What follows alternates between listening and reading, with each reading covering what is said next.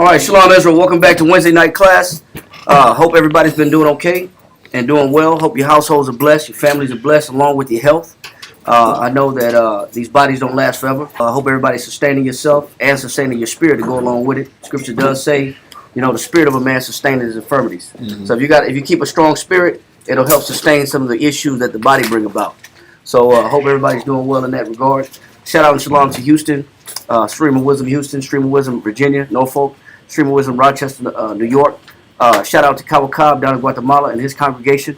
And shout out to Amiati in London. Amiatiza in London. Yeah.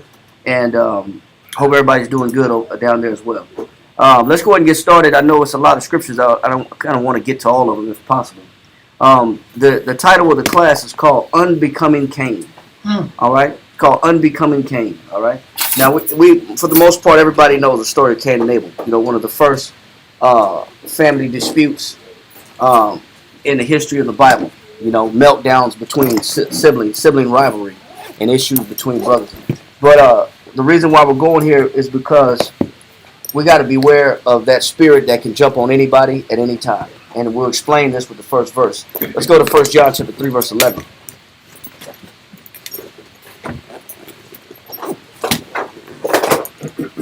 First John chapter 3, verse 11. Sorry, my bad, bro. No. You just take this. My study's all tore. 1 John chapter 3, verse 11. Read this. 1 John chapter 3, verse 11. For this is the message that ye heard from the beginning. All right, now this is what the Most High wanted on earth from the very beginning. Read. That we should love one another. So when the Most High put the first families on the earth, what did He want out of these families? That we should love one another. It's that we should show love to one another. That's what He wanted from the very beginning. Shout out and shalom to everybody online as well. Shalom Bakar and Ahava. Shalom to your families as well. So He said this is what the Most High wanted from the very beginning, that we should love one another. Read. Not as Cain. He said, but Cain became an archetype of what? Of hate. He became an archetype of hate. So the reason why we can still read about Cain is because Cain represents a heart. He represents a mind frame. And he represents the antithesis of what the Most High designed from the very beginning. What he represents is the opposite of what the Most High wanted on the earth from the beginning. So he says, not as Cain, and that's why we're able to still read his story from 3,000 years ago. Read on. 1 John chapter 3, verse 12. Not as Cain, who was of that wicked one. It says, because Cain was of that what? That wicked one. And what made him of that wicked one? Read. And slew his brother. Because he took action on who? His brother. He took action on his brother. He took action against his brother. But of course, we know every action starts in the mind. Read on. And wherefore slew he him? And he says, and what motivated him to kill his brother? What was the motivation? What was the intention?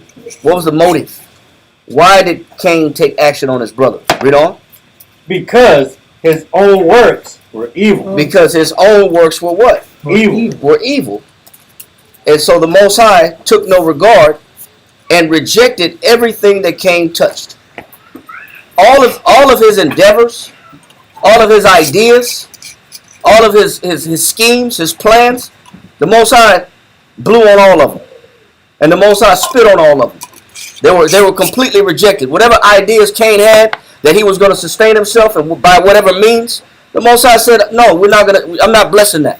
I'm not ordaining it, and I'm not blessing it, and I'm rejecting it. And through his own rejection, because of his works were evil, read on. Because his own works were evil, read on. His brother's righteous. So what do you call that? Envy. Envy.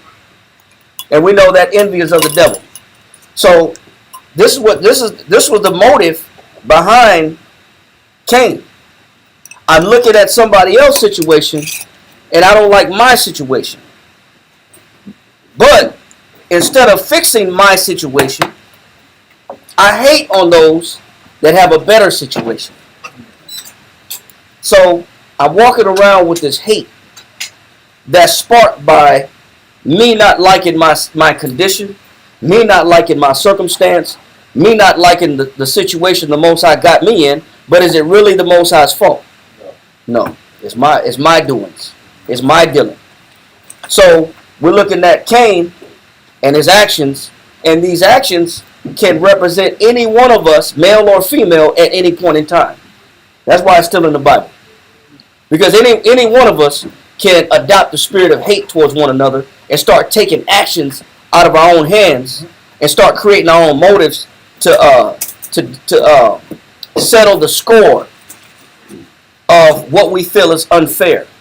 Take it upon ourselves to settle the score and take means upon our own hands and say, I'm gonna fix it myself then. I don't like my condition, I'm gonna fix it myself. Not giving in to the spirit that the Most High wants in us, but rather just take action upon ourselves. So anybody could be Cain, male or female. Anybody could have the spirit of hate on them, male or female. Anybody could take action on their brother and make moves against them out of envy and jealousy. Anybody can. Anybody can hate. So this is the reason why we have to even go over this topic, because what Cain represents is a type of personality that anybody can be. All right. So, but that's not what the Most High wanted from the very beginning. Further to prove what the Most High wanted from the very beginning, Luke chapter 12 verse 32. God. Luke chapter 12 verse 32. God, come.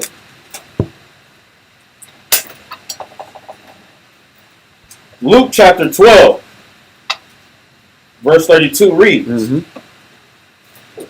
Fear not,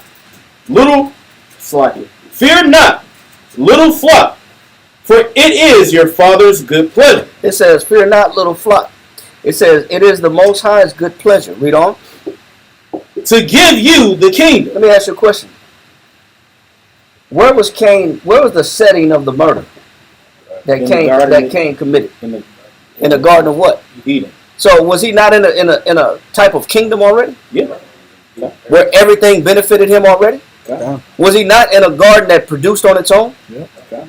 Was he not in a place where all he had to do was be responsible and give the Most High the appropriate sacrifice? And the Most High bestowed blessings upon him. He was already in the garden. And so he's showing how the Most High planted Adam and Eve already in a sort of kingdom type situation. Yeah. Where they had power and authority over their circumstance. And the Most High was already bestowing blessings upon them. Because that's the Most High's intention from the very beginning. That's his pleasure, is to bless each and every one of us. His pleasure is not to curse us. His pleasure is to bless us. It is in the Most High's mind already pre-programmed to do right by us. There's something in us, though, that's not right with the Most High. He said it's the Most High's good pleasure, meaning this is his desire and his will. Read on. To give you the kingdom. All right, let that go and go to Psalms 35 and 27. 25, 37? 35 and 27. 35. Write it down first before you call it out. Psalms 35, verse 27. Psalms chapter 35, verse 27. Yep, read that. It says, let them shout for joy. It says, let us shout for joy. Read on. And be glad. And be happy. We should be happy. Each and every one of us should be happy. Why? That favor my righteous But cause. Happiness belongs to those that what? That favor my righteous cause. Who gets the happiness? Them that favor the righteous cause. So the joy in life, happiness in life, is bestowed upon a certain type of people. Not everybody. Not everybody. Not everybody's happy in their life. Not everybody's joyful in their life. There's a reason why. Because favor and happiness is especially bestowed upon those that what? That favor my righteous cause. So if I don't favor the Most High's righteous cause, what am I setting myself up for? Unhappiness. Grievance. Anger. Jealousy. Envy. Depression. What you got for favor? Favor. It's simple, but it makes a lot of sense. Support. Support. The Most High supporting everything I'm doing. Do I support his righteous cause? Okay. Or do my actions not support? And do my thoughts not support his righteous cause? Either I'm pro his cause or anti his cause. Which means the direction he's taking me, right? Yeah. I'm either pro direction, pro where I'm being guided, or I'm resistant, which means I'm anti where he's guiding me. But we always take a position because you either say con I agree or la I disagree. Yep. Read that again. I like what you said. Read that again. Psalm 35:27. Let them shout for joy and be glad that favor my righteous cause. So there is stipulations to joy in life. There is stipulations to happiness. There was an issue that Cain exhibited. He was angry. And the Most High asked Cain, why thou wroth? That's the first thing he asked. That was the first thing. Why are you angry? You know why Cain was angry? Which we understand now by the book of Psalms. Why was Cain angry? Because he did not favor the Most High. Read the verse again. It says, let them shout for joy. Cain's supposed to be, he was in the kingdom. Yeah. He was blessed. Yeah. He should have been shouting for joy. He had a chance to serve the Most High and offer sacrifice to the Most High. He says, let them shout for joy. Read. And be glad. Read. That favor my righteous cause. Why was Cain angry? He didn't favor it. He didn't favor the righteous cause. He favored his cause. Bingo. Like every other man and woman that can be Yeah. on this earth. The reason why men are not happy with the Most High, and they're not happy with their life, and they're not happy with the truth, and they're not happy with the servitude and the opportunity they got to serve the Lord, is because that's not what they favor. That's not what they lean to. That's not their joy, is not to serve the Most High's righteous cause. They have an independent cause. And when you have an independent cause to pursue happiness, to make yourself joyful and happy, guess what? You're going to be angry because the Most High is not going to bless your independent pursuits. The Most High is not going to bless your independent endeavors. Joy and happiness is disclosed and set up for those that favor the Most High's righteous cause. If you don't favor the Most High's righteous cause and you got your own righteous cause, you got your own things that you fight for, endeavor, or you try to acquire in this life, you're going to be angry like Cain. Because you're not going to reap the benefits that you think you deserve or want. You're setting yourself up for being angry, which sets yourself up for jealousy, which sets yourself up for envy, which sets yourself up for hate, which sets yourself up for punishment. Yeah. Read on. It says, yea, let them say continually. Let them say continually, read. Let the Most High be magnified. He said, let the Lord be magnified, meaning the Most High is more important than me. I put the Most High over all my endeavors. There's a group of men and women in life that will not put the Most High's endeavors over their own. And when you can't do that, you're going to suffer for it, like Cain. You're going to be angry in life, like Cain, and you're going to take action on the people that are favoring the Most High's righteous cause because they're getting blessed and you're not. Simple. It's that simple. It's that simple. But some people don't desire the Most High's righteous cause. That's not what keeps them going. That's not what wakes them up in the morning. That's not what pleases them, and that's not what satisfies them, and they're not fulfilled by doing what the Most High wants. But for those in the right mind, he says, let the Most High be what? magnified. That means let the Most High be prevail over all my own personal endeavors and desires. Let him be first over me. Read on. Which hath pleasure in the prosperity. And if I do this, then the Most High will have pleasure in what? In the prosperity of his servant. So then I get what? On the back end. Prosperity. I get prosperity on the back end. I get taken care of on the back end because I choose to put the Most High first over me. There's a lot of men and women that will not do that. They have their own independent pleasures and pursuits. Well, you're just setting yourself up to be in the spirit of Cain, which you're just going to be filled with hate, and eventually the Most High is going to move you out the way, which we're going to show in class in a few. The Most High got nothing to do with you at this point. But the blessings, the pleasure, the joy, the happiness, all that is for those that put the Most High first. It's not for everybody. It's not for everybody. That's the assumption. Yeah. We were kids. We said it's about the pursuit of happiness. We said the Pledge of Allegiance. Yep. And we were taught that, you know what, we're going to chase this. They chase these dreams. And do you have an imagination? Tap into your imagination. These are things I was taught when I was a kid. Yeah. But I wasn't taught. You know, they were setting you on a course that the world goes on. Yeah. you're about to be put on a course that the world walks on. What do you want to be when you grow up? Never do they say, do you wish to fulfill the joy and pleasure of the Lord so you can be blessed on the back end? No. They don't ask you those questions. They don't offer those options. Because their prosperity is in education and in business and job and money. Money is their God. God is their belly. But the Most High got blessings set up for those that continually put Him first. If you can't understand this, I'm pretty sure a child could understand this. So as an adult, male or female, each and every one of us should be able to compute this in our minds that the Most High got extra blessings set up for those that like to put Him as priority. And any other endeavor that where you make the Most High second or third or fourth or fifth, then you're going to eventually adopt the mind of Cain. It's not this like gray area we can live in. You either for the Most High or against Him. Christ said, you either for me or against me. It's not this middle ground.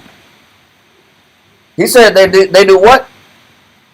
It says, let the Lord be magnified, which hath pleasure in the prosperity of His servant. It says, which has pleasure in the prosperity of what? His servant. So those that choose to put Him first, the Most High makes sure that they get extra attention, they get extra regard, extra notice, and extra acknowledgement, and extra blessings for what they do.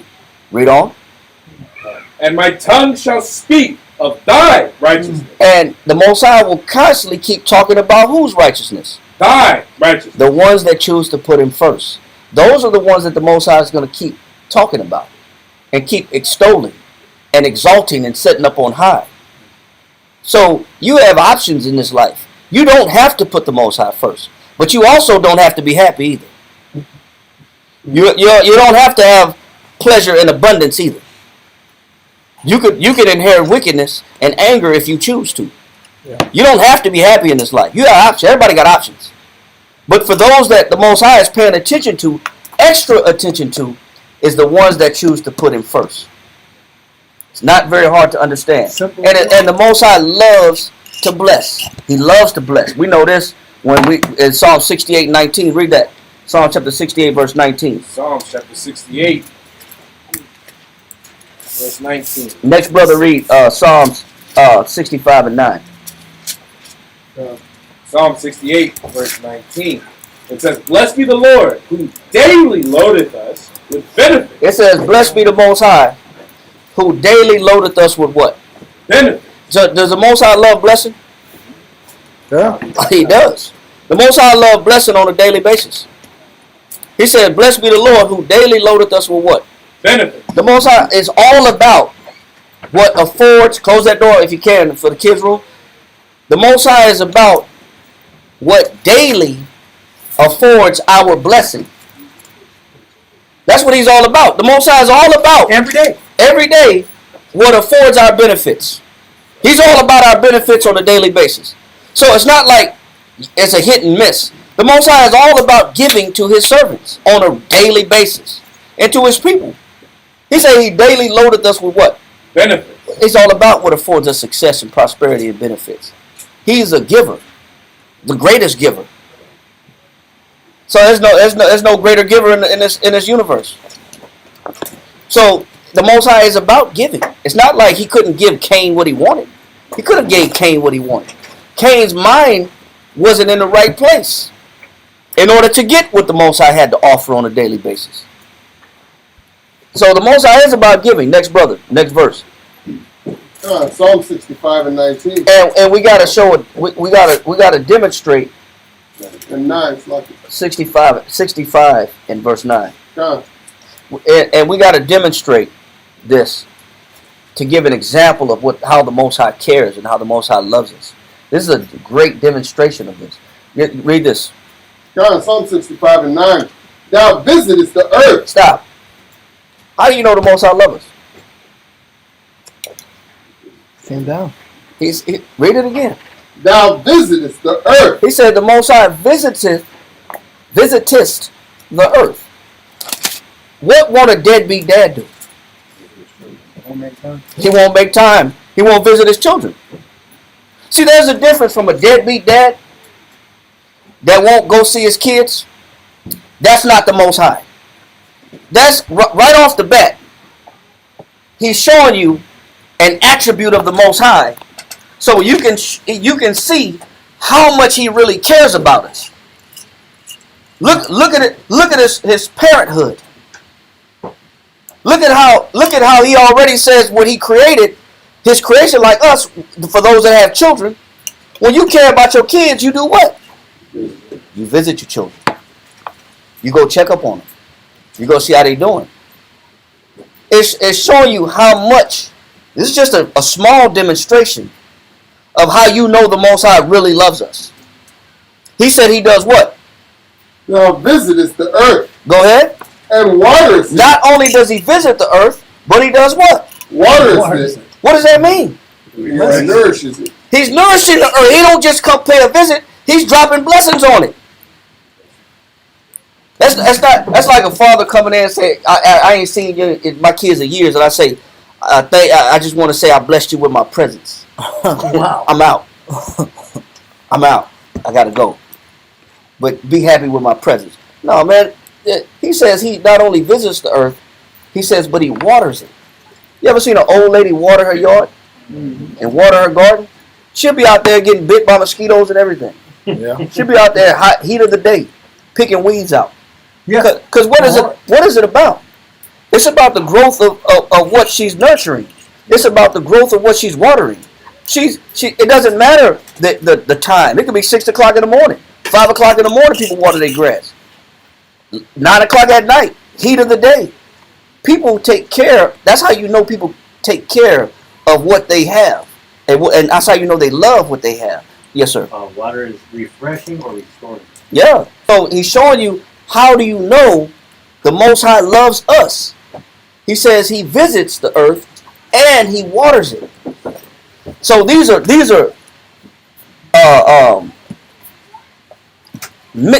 more than just this example. This is just one of many examples how you know the Most High loves you. He don't just create you, leave you hanging like a deadbeat parent. I create you and I disappear. I create you and I'm not in your life. I create you and I'm nowhere to be found. I create you and you don't see me, out of sight, out of mind. Current events. Your boy Jay-Z said, my presence is charity. He said that about 4 or 5 years ago. Right? He said, my presence is charity. I'm here. That's all that matters. But he has his son taking him to court. His son has won a paternity test. Yeah. Now, 50 Cent going through it too. listen, recently his son said, I don't know if it's true or not, the son said the car got shut up. His car got shut up because he wasn't supposed to, I don't know if it's true or not, but he won in court to get the paternity test. He looks exactly like Jay-Z. He has the same head shape. Well, you gotta see the nose and the lip. The nose and the lip. The camel look. It's the same. Like, The camel look. He got the cigarette version. Huh? Yeah. And bro, you gotta go to court. To be responsible. It sounds like 37 now, or 30. Yeah, bro. He's been fighting for years. Wow. To get acknowledged. Yeah. That he's the same blood. And Jay-Z used to date his mama. Yeah. So coincidence, he dated his mama, and he looks just like Jay-Z. This happens all the time. But this is it's a current spirit. It's a common spirit. Yeah, it's common amongst entertainers, athletes, and the like, and regular people. Yeah. Regular people disown their responsibilities. Yeah. But what we're showing is the Most High is different. What we're demonstrating is this is how you know the Most High really loves us, because He's not like us. Yeah. We have children. We put on a Houdini mask and throw a smoke bomb and disappear. Pow! While I'm out of here, like a magic trick. Yeah. Now you see me. Now you don't. I'm out of here. But that's not the Most High. This is how you know the Most High loves us. He said He visits the earth, He visits us, and He waters it. He's telling you He's grooming it. He don't just create it. He stays to watch it grow. Yeah. He stays present and available to check on it to make sure it's okay. Go to Genesis chapter 3, verse 8. Next brother. Genesis chapter 3, verse 8. Yeah. And they heard the voice of the Most High Power, walking in the garden in the cool of the day. Go ahead. And Adam and his wife hid themselves. So what was the Most High doing in the garden? He was visiting like he said he do. Like he said, he was doing. Yeah. He was dropping in. Like a good father does. Like somebody that actually care does. I'm checking in. I'm checking up. See what's going on. Read. And Adam and his wife hid themselves from the presence of the Most High Power Go ahead. amongst the trees of the garden. Go ahead. And the Most High Power called unto Adam. He said he did what? And the Most High Power called unto Adam Go ahead. and said unto him, Where art thou? What does the good father do? He's checking up on his kids. Checking up on his creation. That's what good fathers do. That's how you know people that care. Because that's how you know the Most High cares more than mankind does. Huh. Mankind just don't create and then disappear. Mankind does create and disappear. The Most High don't do that. Mankind would just leave a seed, drop a seed, and hey, roll a stone. Yeah. You know, See in the lead. I get around. Yeah. Check up. Round and round, round we go. I get around. I'm Tupac now, right? So, but that's what men do. That's what mankind does. Women do it too. They drop seeds and disappear too. Yeah. It ain't just in men. Okay. Women do the same thing. They have babies and, hey, Give the grandma. adopt. Yeah, give the grandma. Adoption, grandma, or that's auntie's kids, or that's whoever be responsible, that's their I kids. can't do this. Yeah. Yeah. I'm not ready. I wasn't prepared. Yeah. But the Most High we're here to show how great of a parent the Most High is. How great of a father he is. How do you know he cares? He said he was calling for Adam. He said what? And said unto him, Where art thou? And he said, I heard thy voice in the garden, and I was afraid. Stop. But that doesn't take away from the fact that the Most High is not a good parent, not a good father. The Most High always want to be around his creation and his children. Exodus 25:8. Next brother.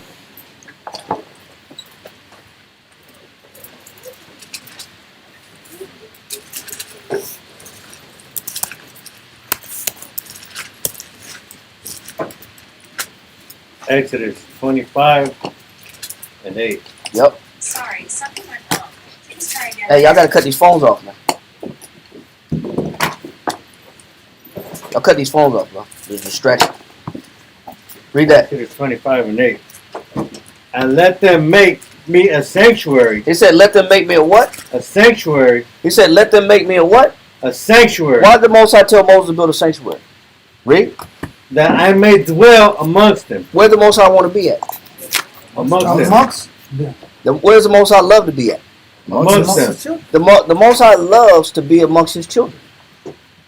There's many verses to show you demonstrations of how the Most High loves to be around his creation, his children. He's not a deadbeat father. That's how you know. So we can't say the Most High doesn't deserve to be honored, doesn't deserve to be put first, doesn't deserve to be magnified. We can't say that. He's always been requesting to be around his children. He told Moses, build a sanctuary, which is a temporary tabernacle in the wilderness, so I can come. The Lord thy power walkest in the midst of what? Thy camp. So where's the Most High always? Obviously, from what we've been, the last couple of verses, where does the Most High like to be at? Amongst the camp. Amongst his camp, in the midst of the camp, or whether it's in the garden with Adam and Eve.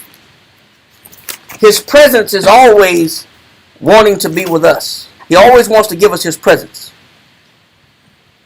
But it's something wrong with us. It's not the Most High that pulls a disappearing act or has a problem. He loves us. His benefits is always there. He's always available. He makes himself available. And he says his joy for those that desire that favor his righteousness, he says they should shout for joy. They should be happy because they got the Most High's blessings coming their way. So these scriptures constantly show the same thing. The Most High wants to be where we are. He always wants to be where we are. Read it again. Come. Deuteronomy chapter 23, verse 14 reads, For the Lord thy power walketh in the midst of thy camp. To do what? To deliver thee. What do you call somebody that's always looking to deliver you? Love. A savior. Savior, a deliverer, a support, a help, a power, Protection. a protector, a confidant, somebody you can trust, depend on. He says, I'm always walking in the camp looking for opportunities to save you. Think about what he's saying. We gotta be some non-believers to not understand what he's trying to tell us. He said, I'm always walking in the camp looking for an opportunity to save you out of trouble. You know how your kids stumble and you catch them? Why do you catch them? Because you love them and you don't want them to get hurt. Why do you hold your child's hand when they can't barely walk? Because they do trip. And guess what? They're going to be dangling right by your arm. Because you're not going to let them fall. Because you're holding their hand. The Most High says, I walk in the camp to deliver them. What else? To deliver thee and to give up thy enemies before thee. And I'm a smash on your enemies right in front of your face. Because I'm going to show your enemies that I'm with you, not with them. That I'm with you. I'm going to smash on your enemies right in front of your face. This is the Most High sticking up for us. Yeah. Like when you get bullied at school and you got a big brother or big sister that step in and don't let it happen. Or you got a friend that says, no, not on my watch. You're not finna touch my friend. The Most High said, this is how he is with us. Read. Therefore shall thy camp be holy. He said, but there's stipulations. He said, to get this kind of protection, to get this kind of support, to get this kind of attention, to get this kind of love and checking up on and nourishment and watering, he says, I only have one demand. He says that the camp be what? Holy. What does that mean? Sacred, true. Go to 1 Corinthians 6 and 19. To get what the Most High has to offer us, which he's making it clear that he wants his presence to be with us. He wants to dwell with us. He wants to walk in the midst of the camp. He wants to protect us. He wants us to bless us. He wants to bestow benefits upon us. There's only one thing he's asking. He ain't asking much. Read that. 1 Corinthians chapter 6, verse 19. What? Know ye not that your body is the temple of the Holy Spirit? It said your body is the vessel that houses the Spirit. So when the Most High brought you on this earth, he gave you two pieces. He gave you a body, a physical, and he gave you a spirit that dwells within that body. Because once the body dies, the spirit is gone. So the Most High gives every man and woman two pieces, a body and a spirit. And what is the Most High's expectation with this body and the spirit? Read. Which is in you, which ye have of the Most High, and ye are not your own. Read.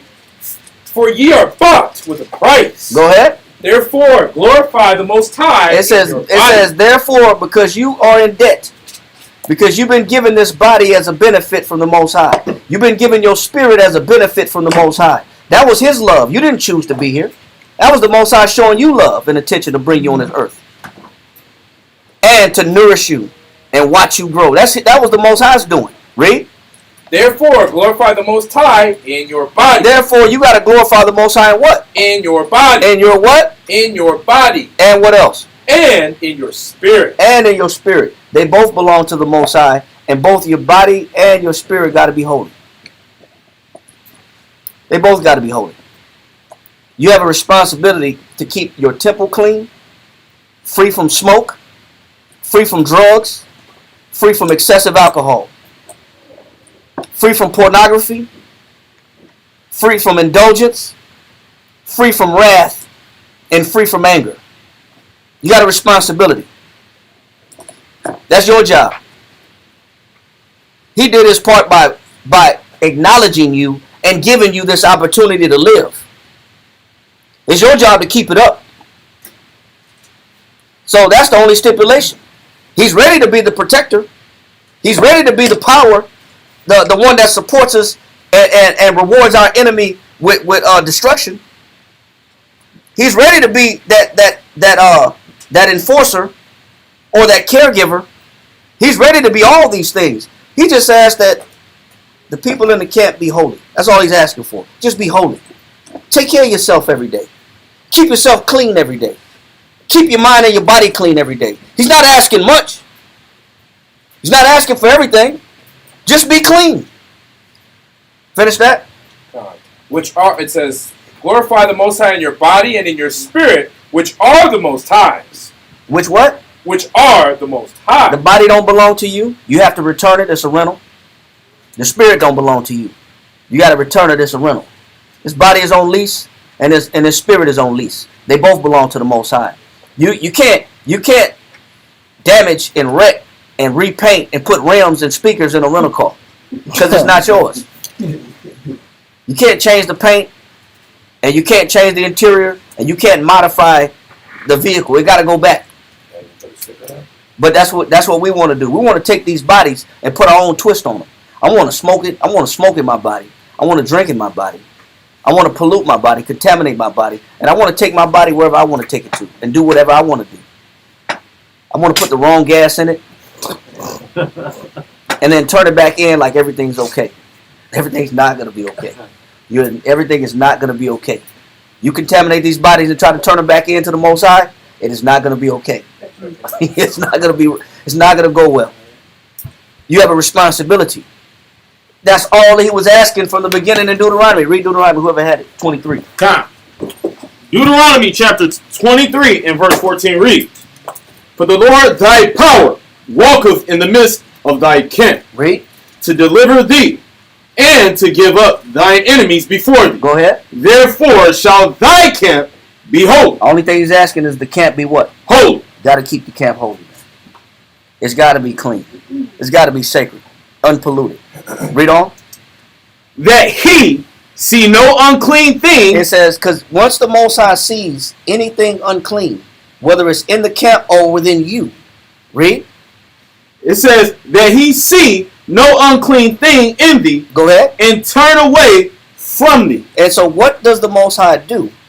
With all the benefits, all the love, all the parenthood, all the nurturing, all the protection, all the caregiving, what does the Most High do when he sees you become contaminated?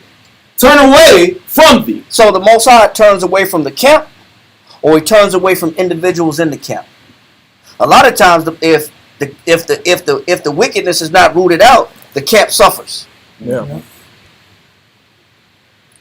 But the Most High knows exactly the conditions and the terms necessary for his presence to be available for us on a regular basis. You got to stay clean. So if you got the smokes, but you want the Most High's blessing, and you want your life to go well, then you got to make a decision. You don't have to be happy, and you can keep your smokes, but you're not going to be happy in your life. You will not be blessed in your life, but you can keep your smokes. Things are not going to go well with you, but you can keep your habits. It's optional.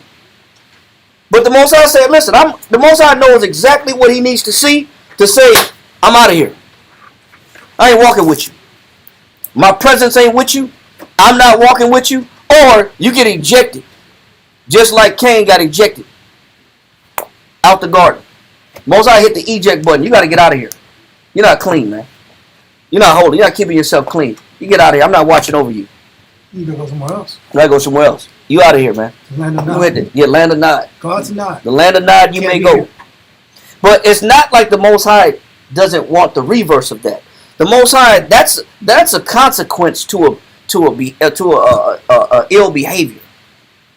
That's a consequence that the Most High has to offer us because we don't want to stay clean and holy. But that wasn't his original intention. The Most High is a good father. He's an excellent father. He's a great father. He's a perfect caregiver. He's a better father than the fathers we got. And that's not even to slight or to ruin the reputation of. It's just that the Most High puts us first. All the time. But his objective is to take care of us. How do we know this? Psalms 65 and 9.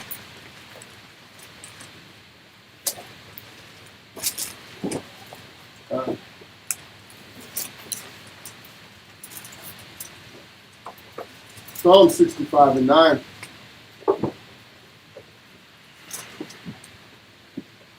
Thou visitest the earth and waterest it. Go ahead. Thou greatly enrichest it. It says the Most High greatly enrichest it. The Most High is about enrichment. What does enrichment mean? What does that mean by definition? Enrichment. What does that mean? Enrichment, 1828, Webster's Dictionary. It says, augmentation of wealth. He says, I'm always trying to build you up in wealth. I'm always trying to make your situation better. The Most High it's not like the Most High doesn't want us to come up and what we obtain. He just wants to be first. He says augmentation in wealth, go ahead. Amplification. Amplified or to make greater in what? Improvement. And he's always trying to make us better people. See what the Most High wants from us? He only wants what's better for us in every single way. He wants your health to be improved. That's why he got a dietary law. He wants your mind frame to be improved. That's why he got laws that condone morality, that edify morality and decision making and intellect. He's got laws to improve you, make you a better person. He enriches you with his decision making to give you a better choice of and options versus just choosing the wrong choice every time. He give you laws and statutes that excel the laws and statutes of the rest of the world. The Most High is all about improvement and enrichment and enhancing each and every one of us. He's all about us having a better life in every single way. Read.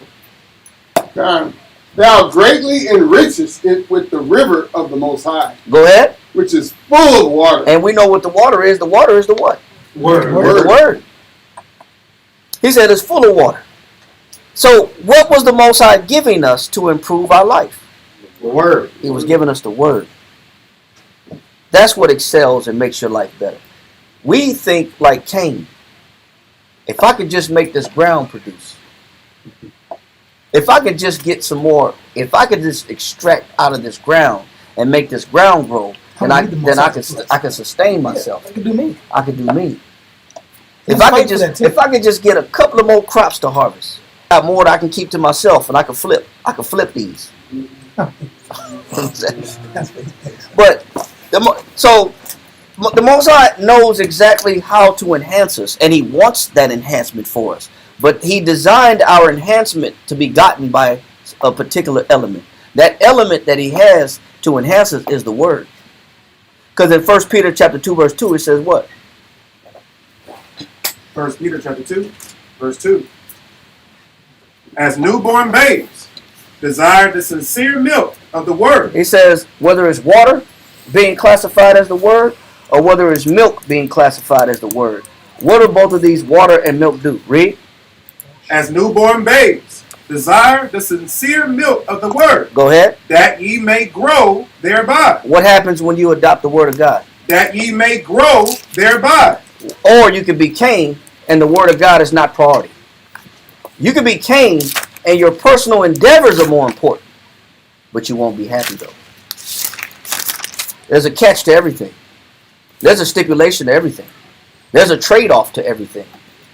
You can either live by the Most High's word and enhance your life by His word, or you can do you and watch yourself go downhill and become extremely angry in life.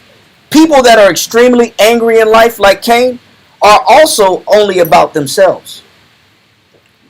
Because everything they're doing is not working. And the Most High is making sure it's not working. And that's where the anger and the disenchantment comes from. That's where the depression comes from. That's where the anxiety comes from. That's where the bitterness comes from. Because nothing that I do works. You know why nothing that you do works? Because the Most High is not important to you. As simple as that. So the Most High has the word set aside to enhance our lives if we choose to live by it. Let that go. Or where you at? Verse what? Peter 2 and 2. Let that go. Go back to Psalm. Psalm 65. Mm-hmm. God, Psalms chapter 65, middle of 9. Yep. Thou preparest them corn. He says, thou preparest them corn. Read.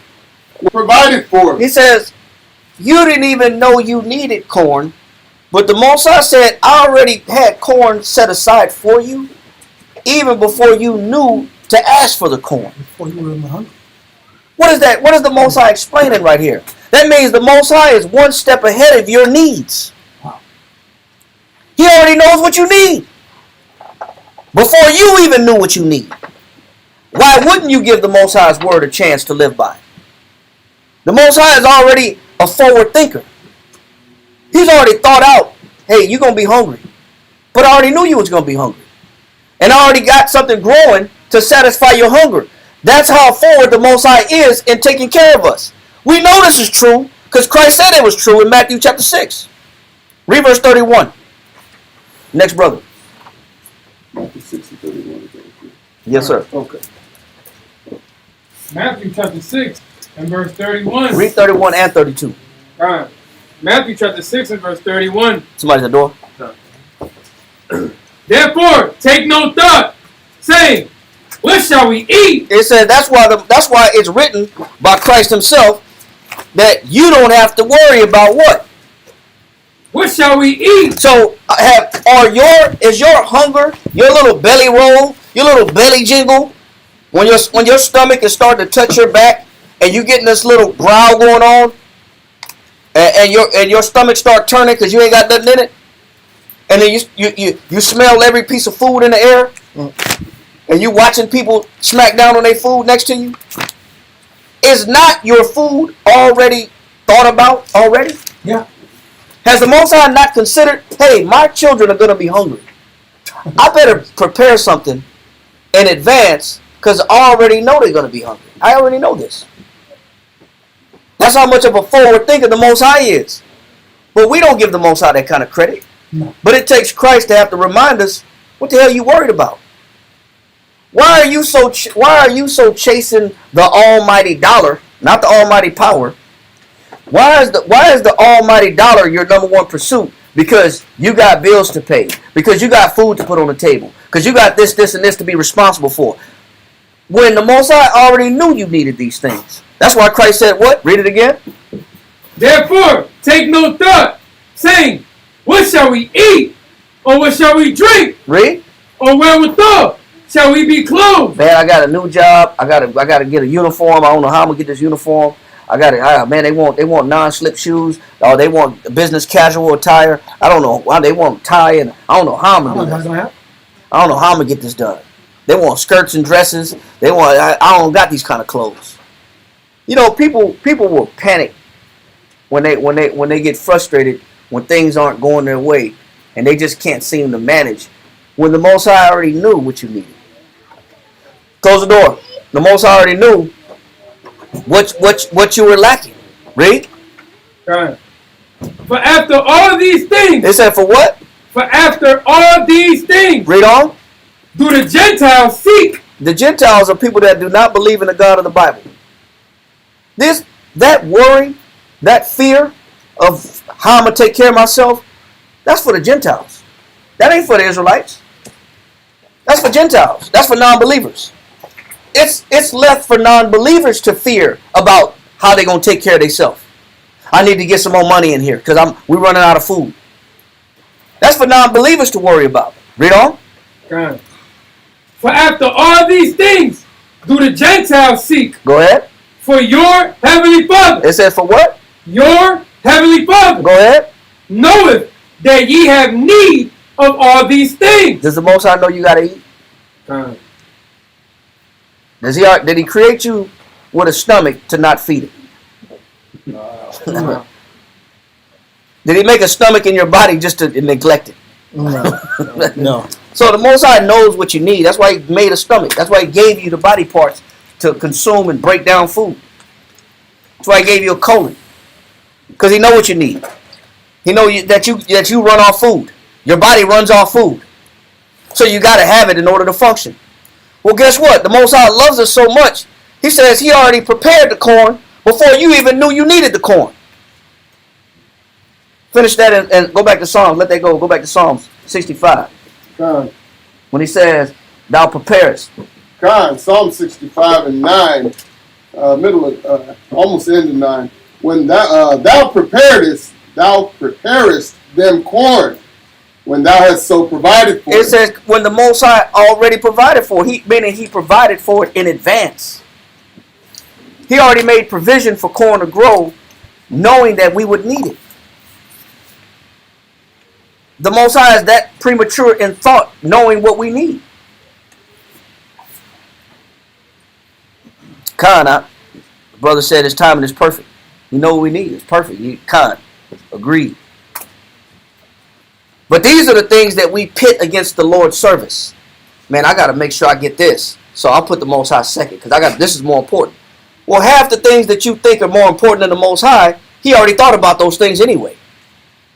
There's no reason to pit the Most High against nothing.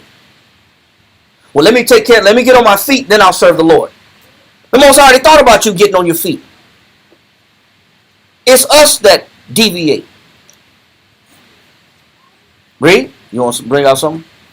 Okay, read. Con, verse 10. Thou waterest the ridges thereof abundantly. He says he watered the ridges. The ridges are the hilltops, mountaintops, and high ledges. You don't forget them either. He don't forget them either.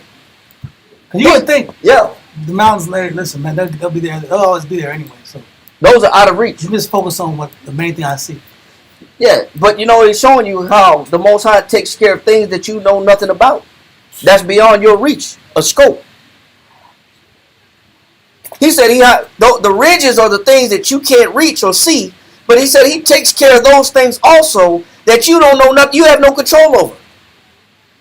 Meaning he's not just taking care of the immediate, your needs, he's taking care of needs outside of you. Read.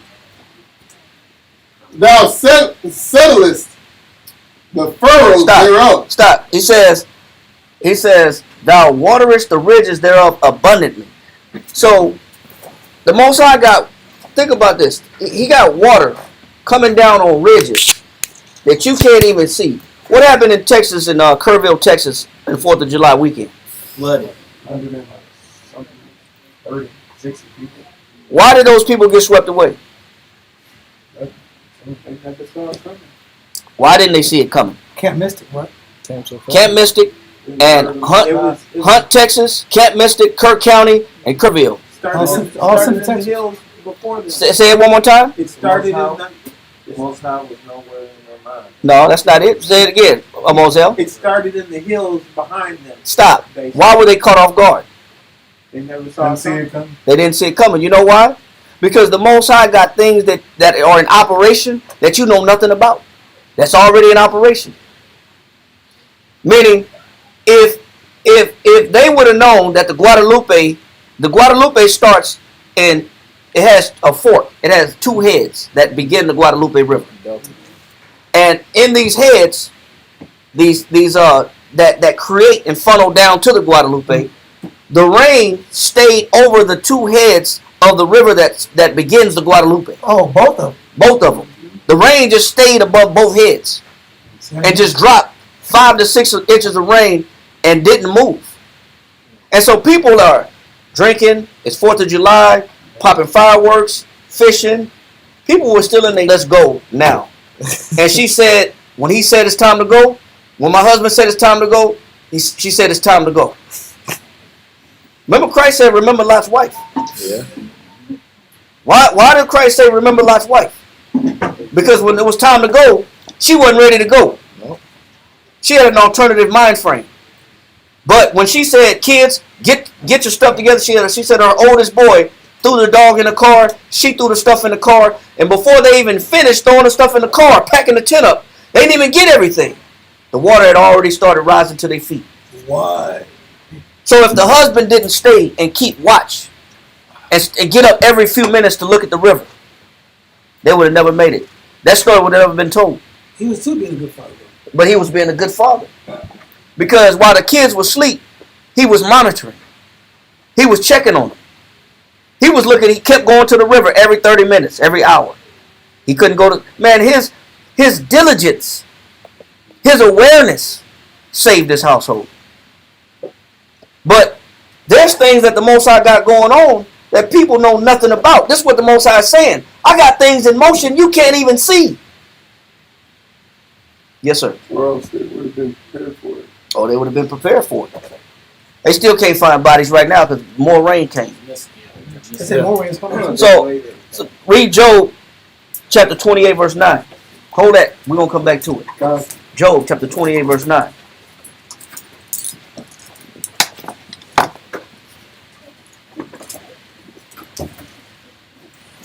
Job chapter 28, verse 9. God.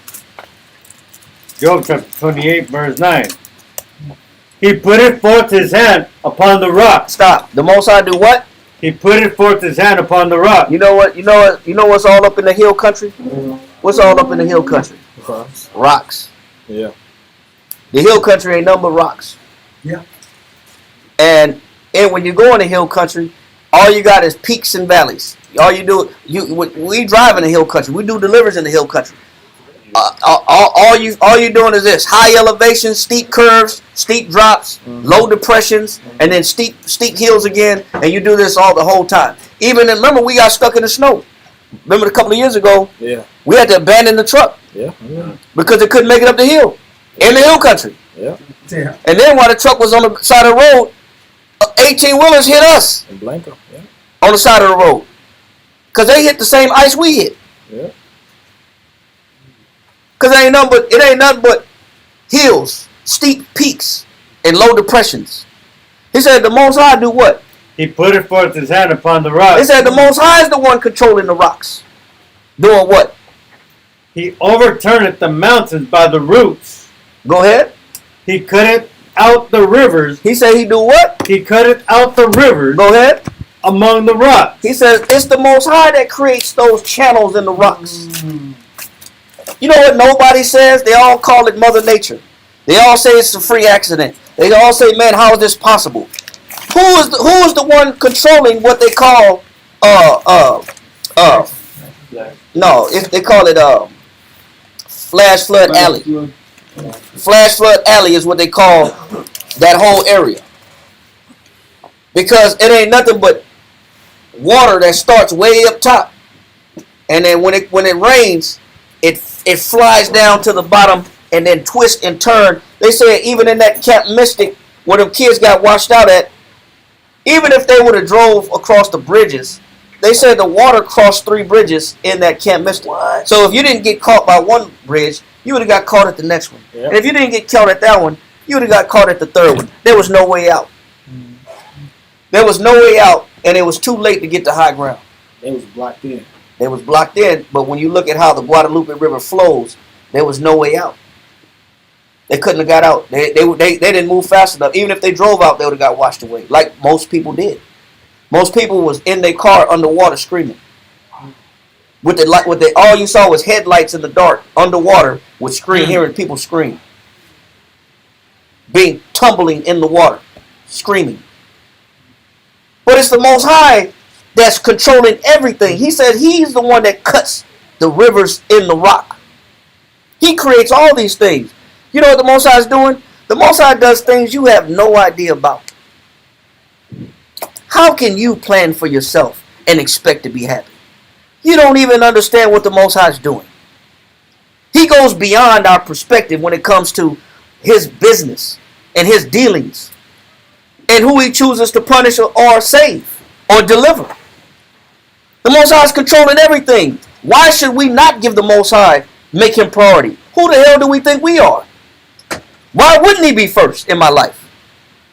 He's already thought about things that I need way ahead of time. He's already foresaw the danger way ahead of time. He said he cutteth out the what?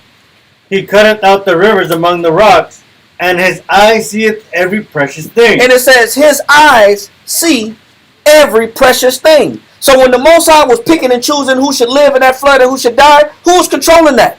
Most High.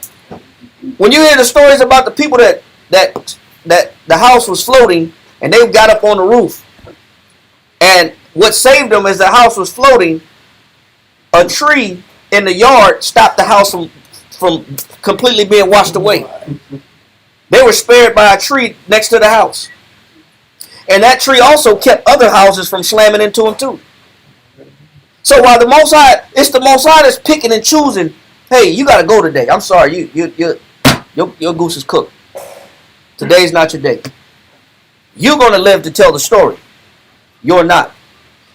You're going to get wet, but you're not. Your body's going to be found later. Who's controlling everything? Most High. That's what we don't understand. Who the hell are we not to put the Most High first? Who the hell are we not to make the Most High priority? Who do we think we are? Do we have that kind of foresight? We don't.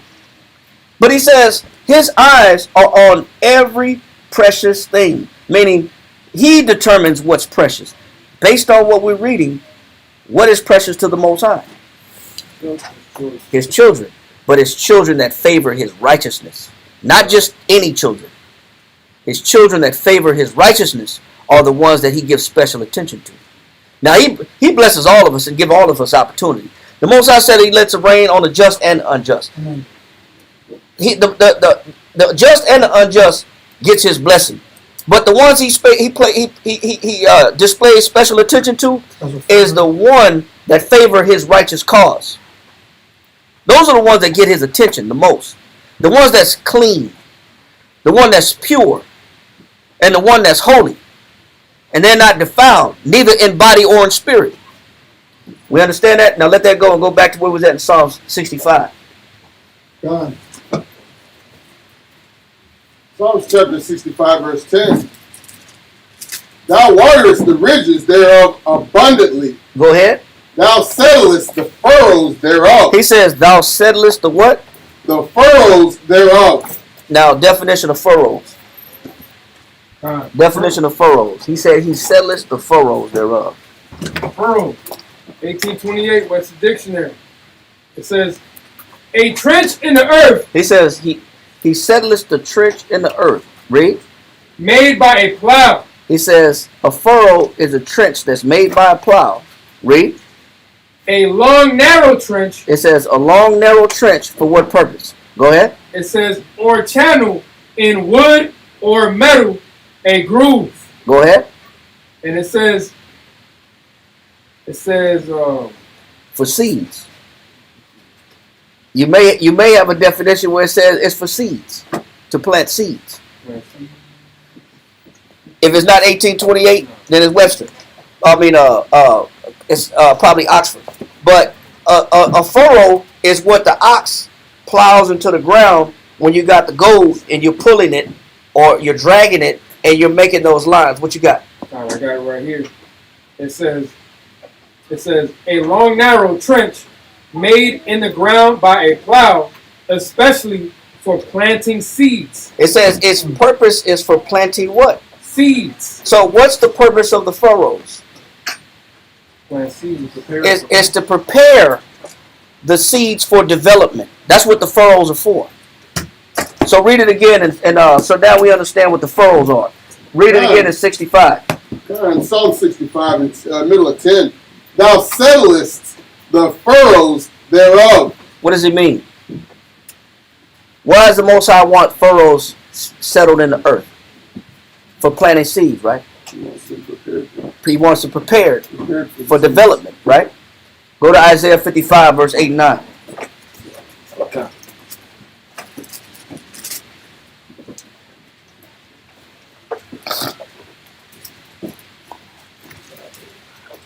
Read that. Isaiah chapter 55 in verse 8 reads, for my thoughts are not your thoughts. He said, the Most High says, my thoughts are not your thoughts. He says, what? Neither are your ways my ways. So what the Most High is saying is that the Most High knows that there's a distinct difference from the way he thinks versus how we think. He knows there's a distinct difference from the way he thinks versus, or how we do things versus how he does things versus how we do things. He knows that we do things in opposition to each other. We're not always aligned with the Most High in thought and in doings. And he knows it. He understands that. So, read on. Saith the Lord, for as the heavens are higher than the earth. So he's saying in comparison, in height, the heavens are higher than the earth. Read on. So are my ways higher than your ways. He says, and how I like things done are at a completely different measure and height than the way you like things being done. He says that's how far the difference is between the way we do things versus the way the Most High does things, and versus the way the Most High thinks versus how we think. Finish that, as a matter of fact. And my thoughts than your thoughts. He said we stand in opposition to the Father in thought. So when the Most High is saying, make furrows, the furrows are you preparing your mind to receive the seeds that the Most High has to give you, so that you can adopt his way of doing things, so that you can adopt his thoughts. The only way that you can adopt the Most High's ways of doing things and learn from his thoughts, you have to prepare your mind like a ox digs furrows in the ground. That means I have to open my mind to understand the ways of the Most High. I got to make rows so that the Most High can drop these seeds in my mind, so he can give me this understanding. So I got to prepare my mind to get the Most High's understanding. I have to prepare my mind to get the Most High's ways, because we're at a distance from each other. We're going to prove it. Read on. Verse 10. For as the rain cometh down. So when we're talking about rain in Isaiah 65, he's using rain simply as a metaphor. It's simply a metaphor to understand the real lesson. He says, for the rain does what? Cometh down. That means his thoughts come down to the earth. His ways come down to the earth. Read on. And the snow from heaven. Read. And returneth not thither. Go ahead. But watereth the earth. He says, and when my rain, which he's referencing in reality his thoughts and the way he does things. When the Most High has a determination, he says it comes from on high and it comes down to the earth, and it accomplishes exactly what the Most High intends. Read on. And maketh it bring forth in bud. It says, and it maketh it do what? Bring forth and bud. So when the Most High has a way of doing things, his way works. He says it bringeth forth and it what? Bud. Does everything you do bud? No. Does everything you do come to life? No. Does everything you do work? No. No. It doesn't. It doesn't grow. And that's why he says that the way I do things is different from the way you do things, the way we do things. He said, my way works exactly how I want it to work, the way it's intended to work. He said, when my rain come down, which he's referencing in reality his thoughts. When my thoughts come down and my intention come down, whatever I touch, it grows. That's not us, though. Finish verse 9. It's verse 10. That is verse 9, right? I want to stop right there. Go back, hold that, and go back to Psalms 65. Psalm chapter 65, middle of verse 10. Thou settlest the furrows thereof. So what the Most High is asking for each and every one of us to do is for us to open our minds to adopt the Most High's ways of doing these things, of doing things his way. Make furrows in your mind. Make recesses in your mind where you can implant and be prepared to adopt the Most High's ways of doing things. Prepare your mind to receive his word. Read. Thou makest it soft with showers. He says, the more you get the Most High's word, he says, it softens up what? What does it soften up? Ground. But the ground represents what? Your what? Mind. Your mind. See, when we do things our way, what we do don't work. So we have to prepare our ground, which is actually our mind, to receive the word of the Most High, to receive seed and instruction from the Most High, so that what we do can bud. So just like David said this. Go to Psalms 119 and 11. Psalms 119 verse 11. Psalms 119, verse 11.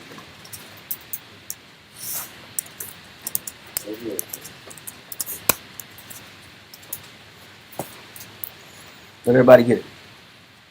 Read that. Psalms 119, verse 11. Thy word have I hid. Stop. What did David say? Thy word have I hid. So did David make furrows in his mind? Yes. And what did he do in those furrows and the recesses of his mind? He says, "Thy word have I what? Have I hid Where? in mine heart." So when the Most High says make furrows, what is the purpose of the furrows? To hide the word in your thoughts. No. The purpose of the furrows, you making a garden. You made rows in the garden first before you planted anything. Right. But you made rows to know what? To prepare the ground for what? You turn the soil over for what? To prepare for the seed. But David understands this. David says, I already made furrows in my mind, and I hide the Most High's word in my heart, in my mind. For what purpose? That I might not sin against thee. If you don't prepare your mind to receive the Most High's ways of doing things, then eventually you're going to do what? Sin against thee. Then you're automatically out of pocket. You are going to live a backwards, unsuccessful, unprosperous life because you never made time for the Most High's word to be implanted in your mind, because that was never important to you. You never took the time to open your mind up to let the Most High's word be implanted in you. That's the only thing that kept David, he said, away from sin, from making mistakes. If you don't think that it's important to make time for the Most High's word to be implanted in your mind, then you will sin. People that reject the word of the Most High will eventually sin. People that deny the word of the Most High will eventually sin. People that don't meditate on the word of the Most High will eventually sin. But when you open your mind up and make them rows, make them furrows, split that ground, turn that ground over, and allow your mind to hold these seeds. And the more that these seeds and this rain comes on this ground and develops and implants itself, the more that everything you do will bud. It will work. Your life starts to work for you. Yes, sir. I was going to say, hid in the blue letter Bible, it means to treasure up. So you accumulate. Or you treasure up, meaning you value what you got. But a lot of times men and women don't see the value in reading and studying the Bible. And it's only a matter of time before they sin. The only thing that kept David clean, he says, I hid these words in my heart. And by doing so, I didn't sin. That's the only thing that kept him on a straight and narrow path. A lot of men they see prosperity as the key. They see gain as godliness. These men eventually gonna sin. Because getting the word of the Most High, studying and meditating, really wasn't that important to them. In actuality, what they become is takers. Because that's what Cain was. Cain was nothing but a taker. He wasn't a giver. He gave an offering, but it was fake. He was a fake giver. But in actuality, he was a taker. But he didn't see the value of doing things the right way. Let that go. Where you at? In 65. And David said that in Psalm 119. Let that go. Go back to Psalm 65. Yeah. Psalm chapter 65, finishing up verse He says, 10. Thou settlest the furrows. God, thou settlest the furrows thereof. Thou makest it soft with showers. He says the more, but remember, the rain is nothing more than a metaphor for his word. The more you read, what happens to your heart? Soft. What happens to your mind? It becomes what? Soft. It softens your heart. Get Ezekiel 36 and 26. Get Ezekiel chapter, next brother. Get Ezekiel 36 and 26. Hold where you at, John. Ezekiel chapter 36, verse 26. A new heart. He said what? A new heart. Every time the Most High rain his word on you, what do you get? A new heart. You softening up your heart. You're being made new every time you study. Every time you read, the Most High is making that hard rock ground that is representative of your mind, that stone-headed mind of yours, that rock head of yours, of ours, I should say. He's starting to soften that hard, stiff mind up. Every time you study, every time you read, your mind becomes softer. Now now the Most High can put deeper seeds into you. He can put more understanding into you. He said it softens the ground. His showers soften the ground. Read it again in Ezekiel. Ezekiel 36 and 26. A new heart also will I give you. How do you get that new heart? You got to study, man. You got to read. You got to let the Most High rain his word on you. The rain represents his word. Yes, sir. That's the same as getting washed in the word. Yes. Like a baptism. Like a baptism. Same thing. Read. A new heart also will I give you, and a new spirit Go ahead. will I put within you. He said, but guess what has to be softened? You got to make the furrows. You got to open the ground up, which is the stiff way of thinking, which is my way of doing things. You have to turn that over and be willing to receive a new way of doing things. Read on. And a new spirit will I put within you. Read on. And I will take away the stony heart. If you don't read the Bible, you will walk through this life with a what? Stony heart. If you don't study, you will always be in life with a what? Stony heart. You will be Cain if you do not study the Bible and meditate on the Word of God. You will be Cain. Without question. There's no doubt about it. Not maybe. No, there's no maybes, there's no buts, ifs, ands, or maybes. None at all. You will be Cain in this life if you don't make time to open your mind so that the Most High can put his word into you. You're going to walk through life like Cain. There's only one way to get a new mind. There's only one way to get a new spirit. You got to be open for it. You got to be accessible for it. You got to start studying on a regular basis, not here and there, every once in a while, every blue moon, here a little, there a little. Man, please. You gotta be consistent with your study. And then you'll watch the Most High start to soften you up. Every time you read the Bible, the Most High is softening that ground up. And he's getting rid of that stoniness that's in you, that rebellion that's in you.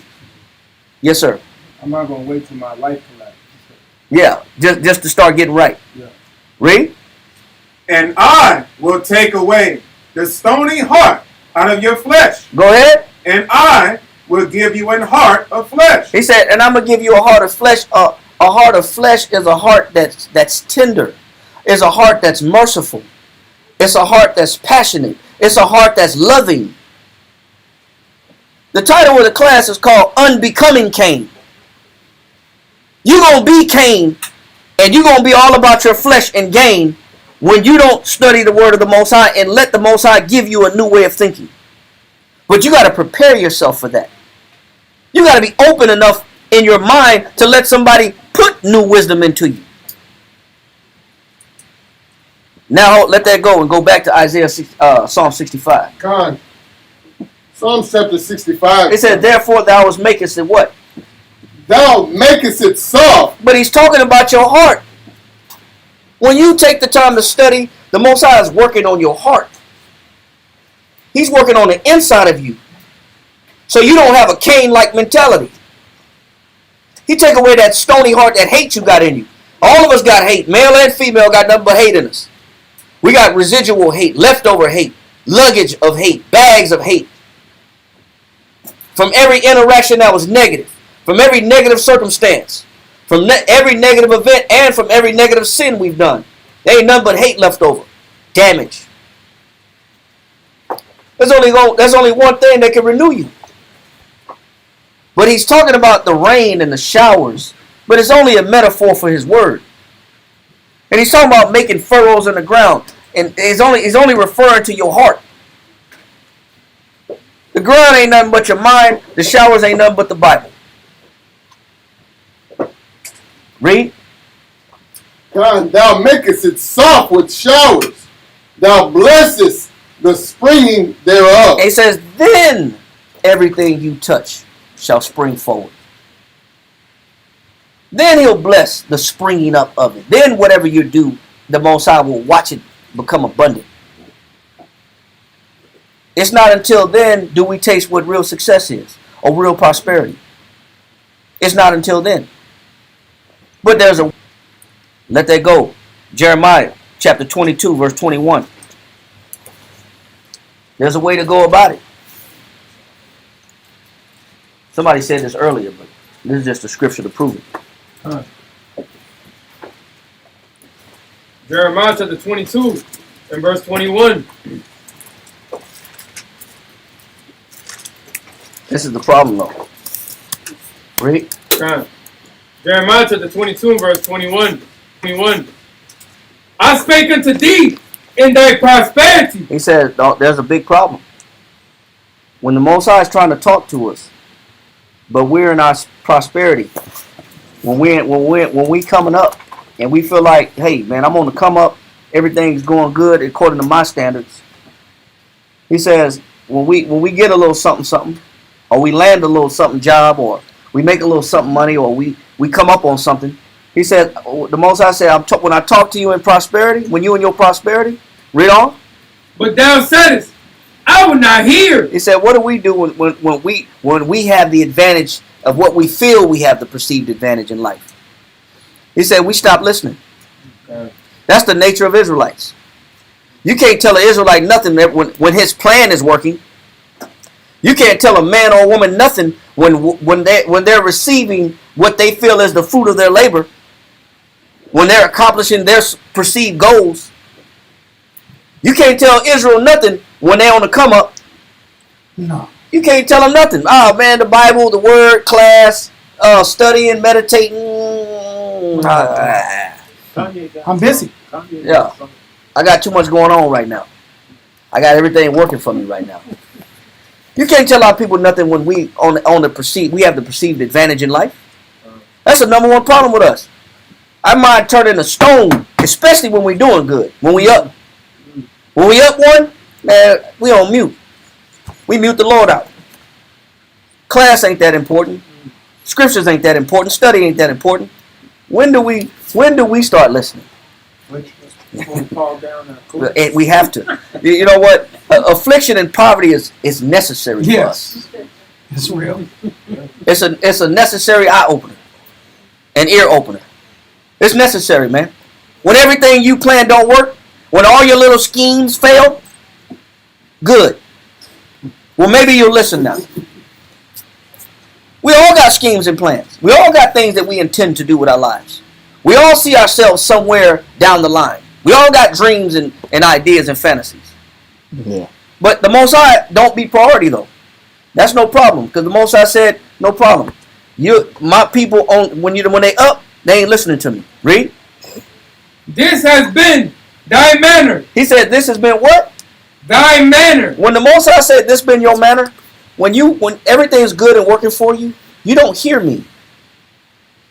He says, this has been your manner. What is he saying when he says this? Behavior. This Your character. is how you behave. This is your nature. This is your characteristics. This is your habits. Yeah. This is your manners. This is what kind of person you've been. When you're up, you don't listen. Yeah. That's how you process success. Yeah.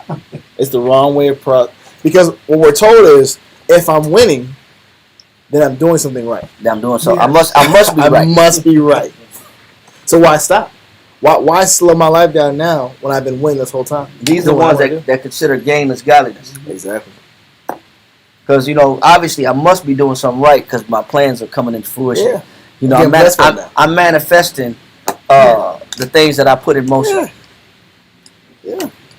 I'm reaping I'm reaping the benefits of my my labor. hard work. Yeah. I mean, we're playing around, but there's some rough talkers of just that. I know. I've met some dudes where it's all about me. Yeah. If you pimp, it's all about me and what I'm doing and what I got. And mine's is mine. Get your weight up. Get your weight up. Yeah. Get your money up. Get It's even don't stronger get your than money that. up. Don't get your funny up. Look, Yeah. Yes, sir. What you got?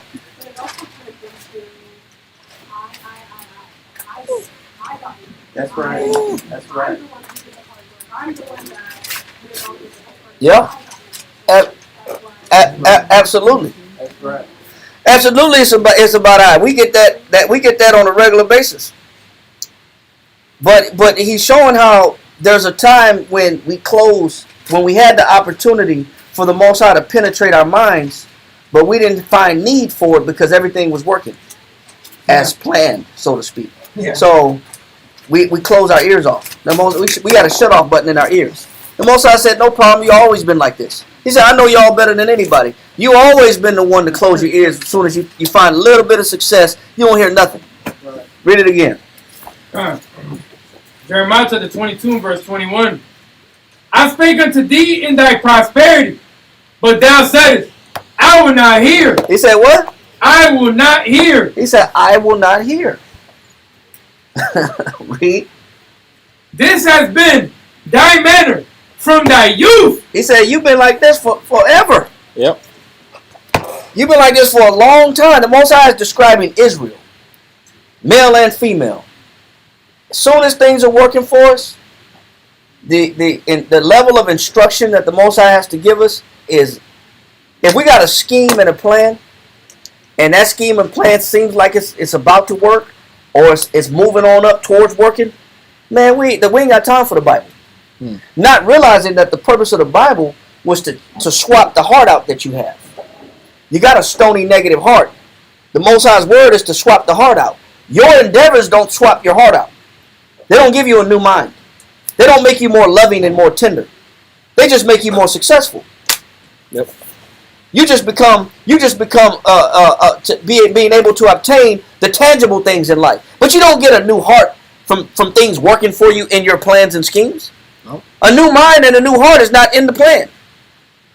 I'm looking for a new house, new car, new rib, new husband, new job, better living, better condition, better education. New mind is not in the equation. Because if it was in the equation, you would be pursuing that. But everybody has personal endeavors. And it's only when the Most High is rejecting the personal endeavor do we even begin to start maybe thinking that something's wrong. He says what? I spake unto thee and said unto thee in thy prosperity, thou saidest, I will not hear. Read. This has been thy manner from thy youth, Go ahead. that thou obeyest not my voice. And when you look at the beginning of time, not just in the youth of our youth as men and women, but even in the youth of our nativity of us being put on the earth in the Garden of Eden, the Most High has always given us an alternative option to happiness. But we didn't see fit. And specifically Cain. How do we know this? Go to Genesis chapter 4, verse 8. He said, I know y'all been like this from your youth. We could read stubbornness in the beginning of the Bible. Genesis chapter 4 and verse 8. And Cain talked with Abel his brother. And it came to pass, when they were in the field, that Cain rose up. Stop, hold on. Read verse 5. Verse 5. But unto Cain and to his offering he had no respect. So what Cain was doing, and the work that he was putting his hands to, was it working for him? No. The Most High didn't acknowledge and didn't bless his offering. He rejected his offering. Read. And Cain was very wroth. And what happens when the Most High steps on our endeavors? We get angry. Wow. Read. And his countenance fell. And we get depressed and sad. Read. And the Lord said unto Cain. Now, here's the part that we got to pay attention to. You may have a particular direction that you put your life into or pointed yourself into. And the Most High will always give you an alternative to that particular endeavor. Always. Even though Cain was doing something wrong, he didn't leave Cain without instruction on how to reverse his fate. The Most High always gives us an opportunity to reverse our fate. Say for example, a brother could have a situation with his vehicle, and he can't afford to keep the vehicle up and maintain the vehicle. So a man's logic would be, hey, I can't afford to maintain my vehicle, so I need to stop doing the work that I'm doing for the Lord, and I need to pursue safety and security so I can maintain my vehicle. A brother will say, I'll give a brother a spiritual alternative. Hey brother, why don't you just be patient? You can't afford it yet. Keep teaching. Mm-hmm.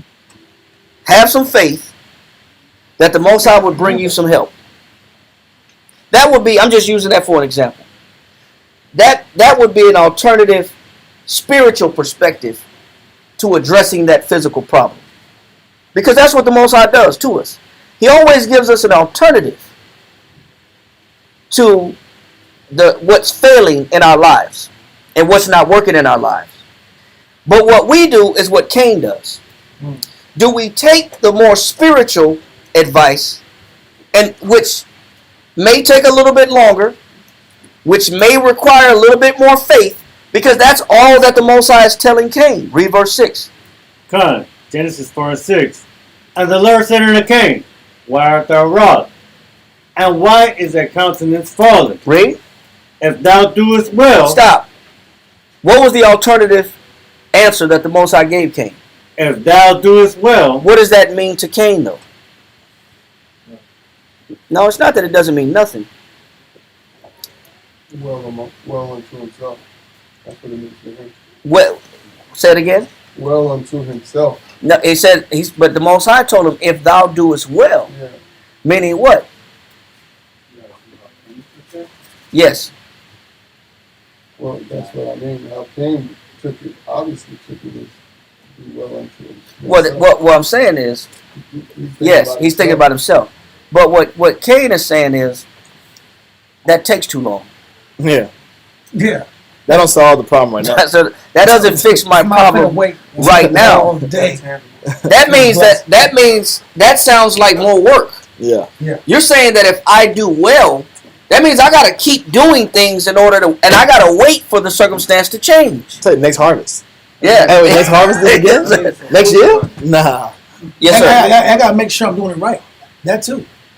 Also, what that means, what stood out to me is, what that also means is you have to stop doing what you're doing and do it the way your brother Abel does it, because he's the one that pleases you. That's part of when you were saying that Most High gives us another way. There's that other way. Okay, well, your example didn't work. Follow your brother's example. Put your pride down and go this way, because this way pleases me. He also didn't want to do that. Absolutely. That's a great way to look at it. Also, he didn't want to follow what was working, but also the Most High gave him a specific alternative answer. He says, "If thou doest well, read." Says, if thou doest well, shalt thou not be accepted? He said, "Listen, why don't you just do what's right, and thou will be accepted." To Cain, that answer wasn't an answer. That's What does that mean? What does that mean? Sounds good. Thoughtfully counsel. It's not option. That's good counsel. You know what? Why wasn't that an answer? The sister said something that pertains to that earlier. Go to Proverbs chapter 21, verse 5. The sister in the back said something like, what about me? And what about I did that. I built this. You know, because the reason why that didn't sound right to Cain, because that means he would have to keep giving. And a lot of us don't want to keep giving in order to get. We want to take. Yeah. There's givers and there's takers. So if you're not a giver, then you're a taker. So what he said is, what the Most High's answer is, keep giving. Cain don't like that answer. Cain feel like, I've been given enough. I'm tired of giving. But read. Come. Proverbs chapter 21, verse 5. The thoughts of the diligent tend only to plenteousness. So if I'm diligent in doing what the Most High wants, everything I do is for the well-being of everybody around me. I'm thinking about everybody and what I'm doing. I'm thinking about everybody that's in my circumference, in my vicinity, and socially connected to me. I'm thinking about what benefits everybody. Read on. But of everyone that is hasty only to one. It says, but if I become hasty and I can't wait to do what the Most High is asking, I got to do what I want to do right now. He says, then I'm going to be tending only to what? One. To want. So the Most High makes poverty be given to me because my intentions are not lined up. My desires aren't in line. I'm only about me. So the Most High says, okay, I got something for that self-indulgent person. Since your only concern is you, then I'm going to make sure everything you touch, it's going to come to want, or it's going to come to poverty. It's not going to work. Because your mind is not about what benefits everybody. In particular, what the Most High was telling Cain was, why don't you put me first like Abel's putting me first? Because Abel put the Most High first. But he wouldn't do that. Read on in Genesis chapter 4. Come. Genesis chapter 4 and verse 7. If thou doest well, shalt thou not be accepted? And if thou doest not well... The Most High gave him the more spiritual alternative. The Most High always gives us the more spiritual alternative to our problems. We just don't like the answer. A brother could say, hey man, you gotta be patient in this situation. Man, I'm tired of being patient. You should get on my nerves. He get on my nerves. Want to choke the hell out of him. Whatever. Or I'm ready to cut this person off. I'm done. There's always a more spiritual alternative, but we don't like the answers. Read on. Says, if thou doest not well, sin lieth at the door. So when you don't take the more spiritual answer, which the Most High always provides, there's always more spiritual alternatives to our problems, spiritual solutions. He says, then what lies at the door? Sin lieth at the door. Then error lies at the door. Mistakes lie at the door. Rejection lies at the door. Read on. Hatred lies at the door. Hatred is at the door. But he's going to explain. Read on. And unto thee shall be his desire. And then the spirit of envy is going to be there.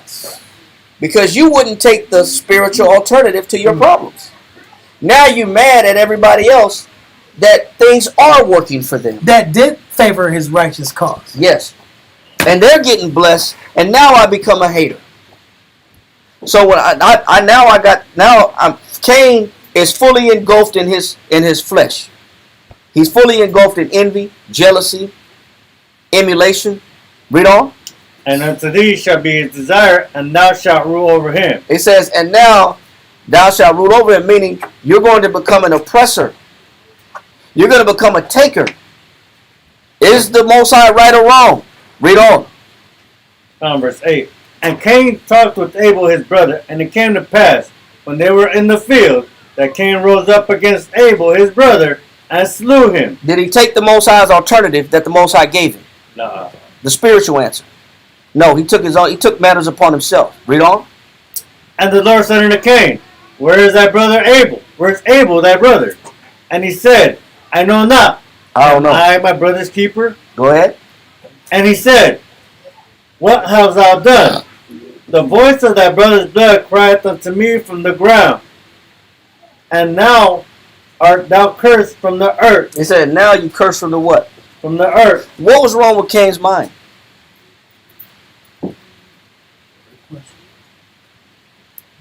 Why was he on the verge of sinning? The Most High knew he was on the verge of sinning. He even warned him. Man, you're on the verge of making a mistake, bro. Sin lieth at the door. When the Most High tell you, sin lieth at the door, that means sin is at the door, bro. Sin is at your doorstep. You about to make a mistake. What was wrong with his mind? He didn't. Well, first he didn't want to put his pride down, but also he didn't want to follow the right method. But he didn't want to follow the method that the Most High was warning him about. And let's find out what that method is. Ecclesiastes chapter 12, verse 13 in the Apocrypha. Ecclesiastes chapter 12, verse 13. Next, brother, give me Jeremiah chapter 22, verse 17. Yeah, 22 and 17. Next verse is Ecclesiastes 12 and 13. And then Jeremiah 22 and 17. And then Luke chapter 12, verse 15.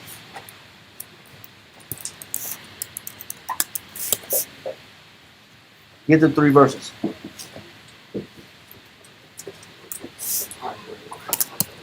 Whoever got it.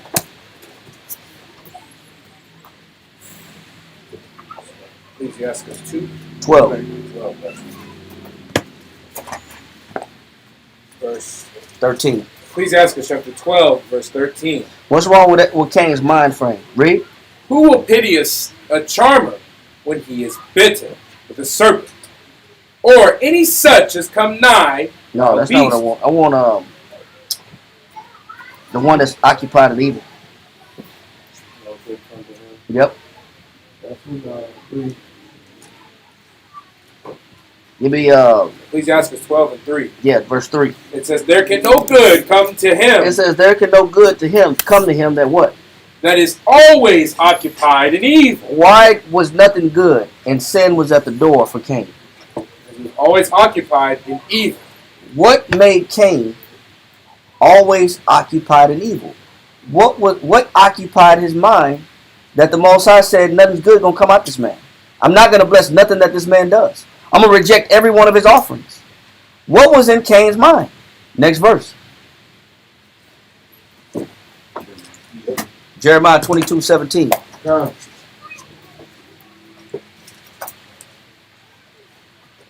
Jeremiah chapter 22, verse 17.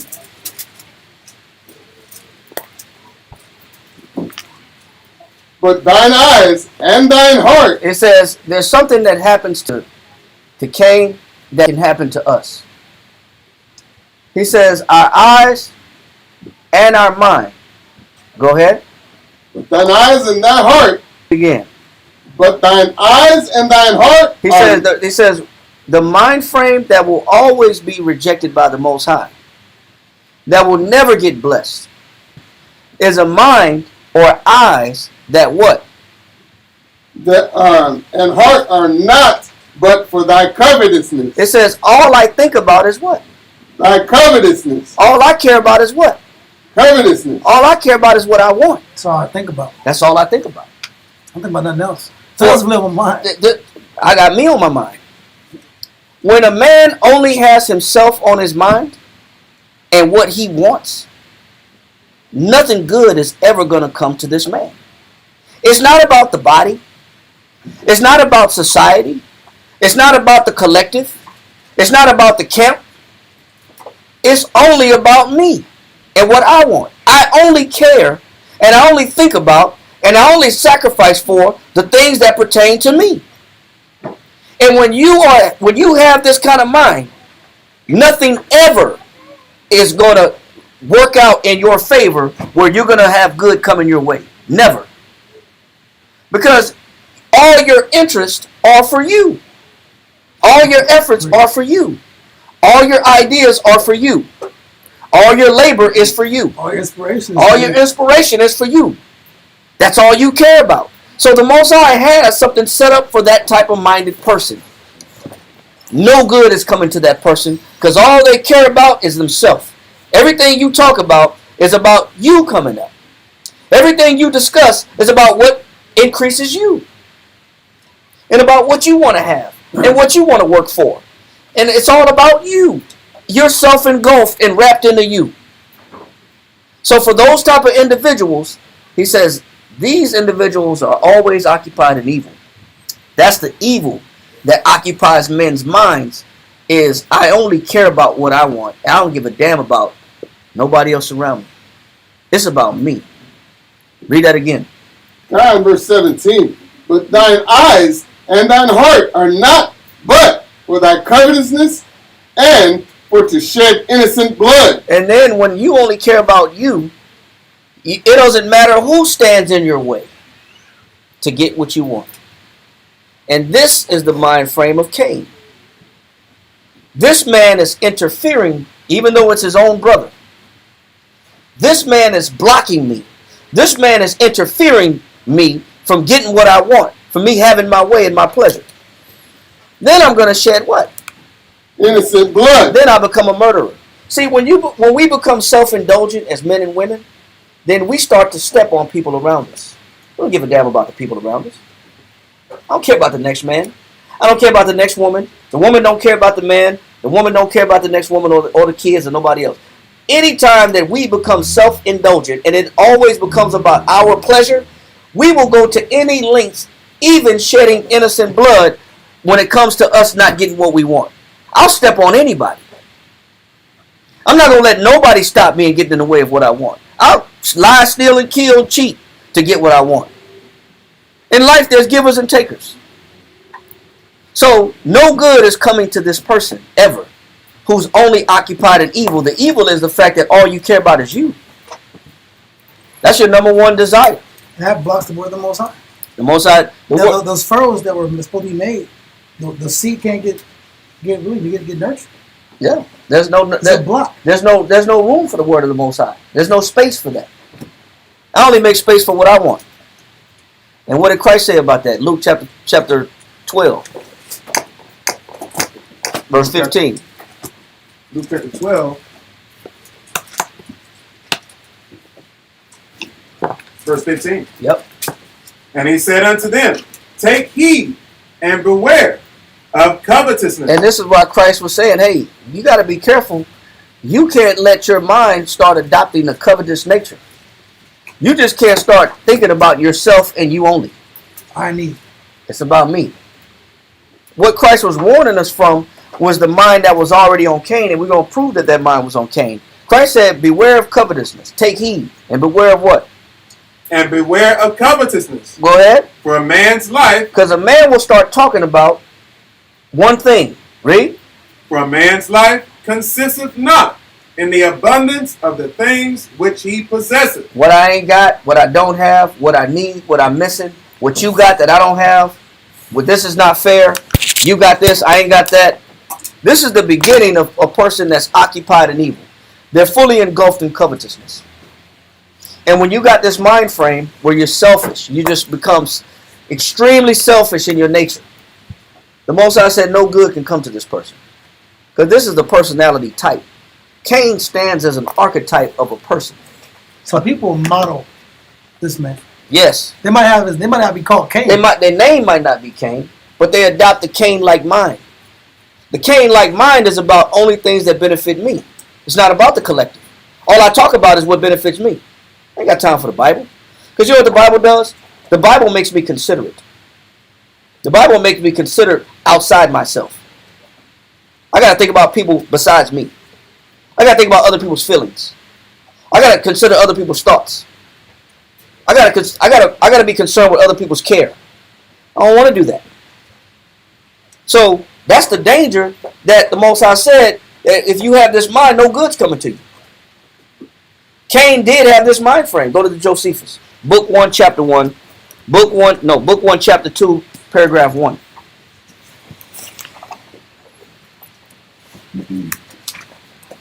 Book 1, chapter 2, paragraph 1.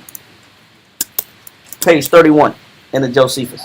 If you got it, start where it says, but Cain.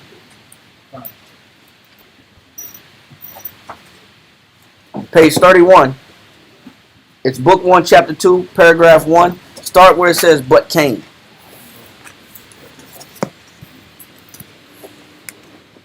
Got it. I got it.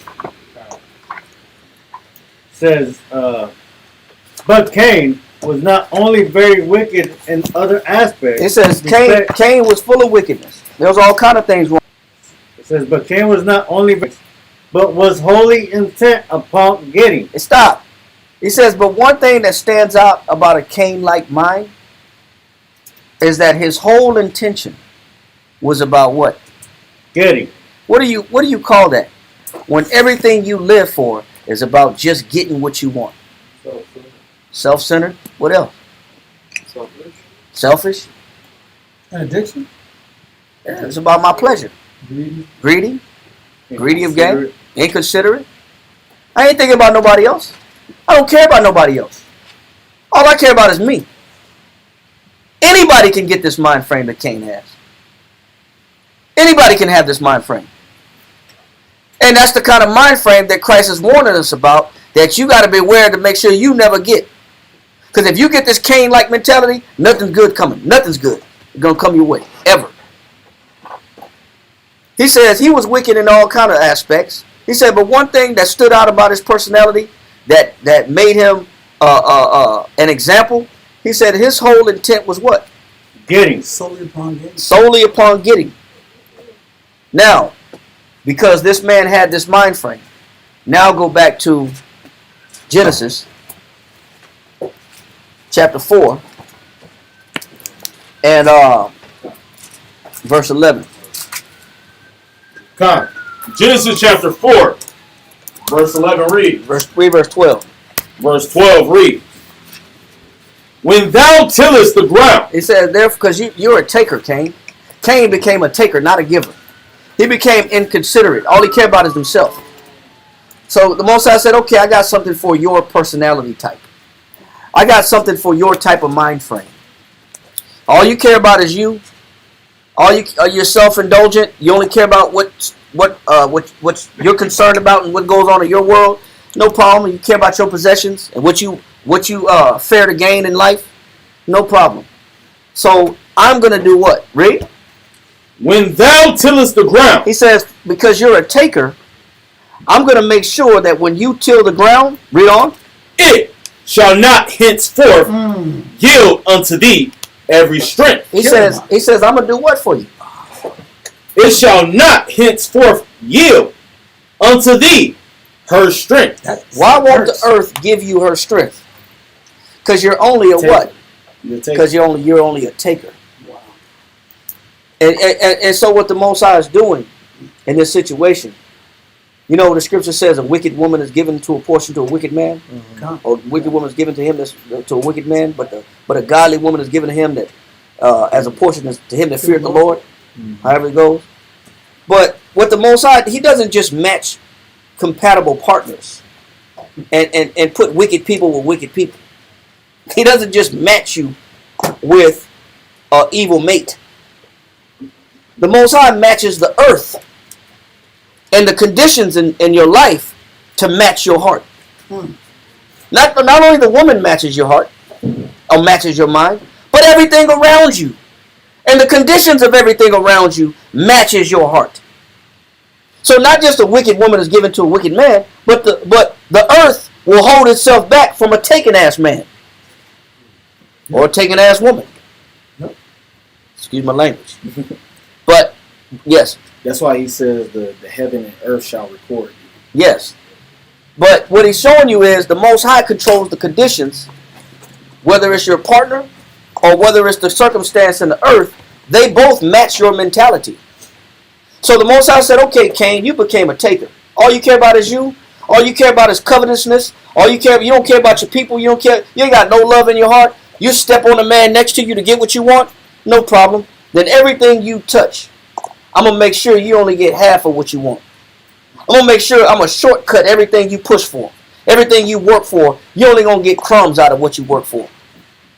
I'm not going to let you manifest all of what you want in life. Because you're a taker. That's vexation to that kind of spirit. Yeah, that means I'm going to just waste my time. The Most High got you on wasting time then. The Most High will set you up that way because all you care about is you, no problem. Then all your endeavors only work half the time. All your efforts only benefit half the time. 50% of the time, they work none of the time. Whatever you want to say. But the Most High God is set up that way for takers. You're not a giver, you're a taker. No problem. Got something for you. He said, I'm gonna make sure the earth lower crop production. Yeah, you got low yield crops. Yeah. That means you're gonna stay broke. You got get rich schemes, no problem. You're gonna stay broke. You're gonna stay needy. You're gonna stay in poverty, no problem. You're gonna stay hurt. You're gonna stay suffering. Guys, the Most High can fix that situation perfectly. And that's what he did for Cain. He fixed him perfectly. He said the earth is gonna do what? Verse 12. It says, it shall not henceforth yield unto thee her strength. Go ahead. A fugitive. He said, you're going to be a what? A fugitive. And a what? And a vagabond. And a what? A vagabond. He says a fugitive and a vagabond. What's a vagabond? Get the definition of vagabond. Vagabond. 1820 Get the noun. Get the noun. Noun. Mm-hmm. Fine. It says a vagrant. A vagrant. A vagrant. One who wanders from town to town. It said one who wanders from what? Town to town. It says a man that wanders from what? Town to town. So what the Most High is telling Cain is, because you're only a taker, I'm going to make your life so inconsistent, you're going to wander from place to place. There will be no consistency in your life. There will be no consistency. I'm going to make sure that I leave you in an unstable environment at all times. Because you're only a taker anyway. Read. Fine. It says, one who wanders from town to town or place to place. It said one who wanders from town to town or place to place. Read. Having no certain dwelling. It says who don't have no certain dwelling. Well, not only will your life become unstable. Give me Ecclesiastes chapter 36, verse 26. Not only will your circumstance become unstable, this is the reward that Cain brought upon himself for being a self-indulgent individual. Ecclesiastes chapter 36, verse 26. Ecclesiastes chapter 36, verse 26. Who will trust a thief? All you are is a taker. So guess what? Guess what you never get from people? Ain't nobody trusts you. That's why you got to wander house to house. That's why you got to wander place to place. Because nobody trusts you. Nobody's going to bet on you. Who gonna risk taking you in when all you are is a taker? Who gonna put their neck out there for you because you're a taker? You got a Cain mind. You're not about the collective or the body. You're not about what benefits the people around you. You care about your well-being and your well-being only. So for that reason, the Most High said nobody's gonna stick their neck out for you, and nobody's gonna put themselves in harm's way for you. He said, "Who shall trust a what? Who will trust a thief? Read on. Appointed, Go ahead. that skippeth from city to city." And so, what do you call a person that skipped from city to city, Kariah? A vagabond. A vagabond, a vagrant. This is the curse that Cain put on. This is what the curse that the Most High put on Cain. Nobody believes you. Nobody trusts you, and nobody want to stick their neck out for you. Because you know what? Deep down inside, all you care about is who. And so for that reason, the Most High put your feet on patrol. Read. God, it says, that skippeth from city to city. So, who will believe? It says, so who will believe what? A man that hath no house. It says, so who gonna believe a man that ain't got no what? House. You ain't got no stable. Who gonna believe an unstable man? No one. So the Most High makes you unbelievable. Everything that come out your mouth look like a lie. Untrusted. It looks phony as hell. Yes, sir. You good on that? Yes, sir. Ecclesiastes chapter 29 and verse 24. Go ahead. God. Same chapter, right? Same book, I mean. God. Ecclesiastes chapter 29 verse 24. For it is a miserable life to go from house to house. It says, so it's a miserable life to go, because all you're doing is what? Begging at that point. Can I get a couch? Can I get the garage? Can I get the living room? Can I get the backyard? Can I get something? Can you give me a cot? Can you give me a bean bag? Throw me a bean bag. Yeah, you know what? It is a miserable life. Because you know what the Most High do? The Most High fixes spirits that only care about themselves. He fixes them. And that's how he fixes them. He make their whole life unstable. And now they live life with their hand out. Because you know why your hand is out? Because that's really all you care about anyway is you. Because really you're a taker. You're not a giver. Read on. Come. For where thou art a stranger. He said, for where thou art a stranger. Read on. Thou darest not open thy mouth. You better not open your mouth when you're a stranger. You don't got no opinion. Your opinion is irrelevant. Because you're unbelievable. Because you know what? When somebody skips from house to house, city to city, that's a desperate person. And a desperate person will say anything to sustain themselves. They'll lie in a heartbeat to sustain themselves. And that's why their trust isn't there. See, this is the spirit that the Most High had set up for Cain. Because he didn't want to take the spiritual alternative, which was to keep giving. The Most High said, if thou doest well, will thou not be accepted. All you got to do is keep giving. And I'll accept you. And I'll accept you. Give in the right spirit and the right intention. And I'll accept you. He didn't take the spiritual alternative. He went to the Me Too movement, Me First movement. Yeah, me first. Me first. So in Ecclesiastes, he said, who gonna trust a thief or a man that had no house? Finish that in Ecclesiastes 36. Ecclesiastes 36 and 26, B portion. It says, so who will believe a man that hath no house, and lodgeth wheresoever the night taketh him? You belong to the streets. You're a creature of the night. The Most High said, this is the life that the Most High has set up for those that don't see the benefit of making those furrows and then letting the Most High rain his word on you and seeing the benefit of getting his word. No problem. You don't have to. But prepare yourself to be on patrol. Prepare yourself to have no stability. Prepare yourself to be begging everywhere you go. Prepare yourself to not be trusted for everybody that you come in contact with and nobody want to stick their neck out for you. Because you don't value priority, which is the Most High's word. So the Most High got to fix you a certain way. He got to fix your life a certain way. You don't have to value the word of God, but you will not have a good life. Guaranteed. Finish. Go back to Genesis chapter 4, verse 13. Come. Genesis chapter 4 and verse 13 reads, and Cain said unto the Lord, my punishment is greater than I can bear. He said, man, I can't live like this. Well, you should have thought about it. You should have took the more spiritual alternative that the Most High has set up for us. Before you became a hater and a taker, you should have thought about that. Should have thought about that. I can't live like this. Read on. Behold, thou hast driven me out this day from the face of the earth. He says, the whole earth, it will become my enemy. Not just the woman. Not just the woman. The conditions are adverse to me. All conditions are adverse to me. My life is adverse to me. Not only that, what else? And from thy faith. And the Most High ain't dwelling with you. Cain said, man, I've lost stability in the earth, and the Most High don't want nothing to do with me. That's a double whammy. Read on. That opens the door to paranoia.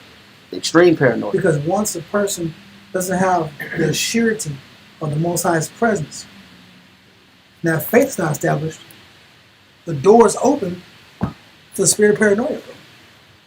That's what replaces that spirit of security. You said something though, yeah. Let me get it. Let me get it. You just said something. Say that one more time. Because a person doesn't apply the principles of the Bible, they didn't make the furrows. The scripture just said that he can pull away the faith, he pulls away the security. So if there's no security and there's no faith, another spirit has to enter in. Two things can occupy the same place at the same time. Either they're wet or you're dry. Either you believe and you have security, or you don't believe, but another spirit has to enter in to fill that void or that empty vessel. So that spirit of paranoia is what's left on him. And to prove that, go to Psalms 140 verse 11. I'm glad you brought that up. Go to Psalms 140 verse 11.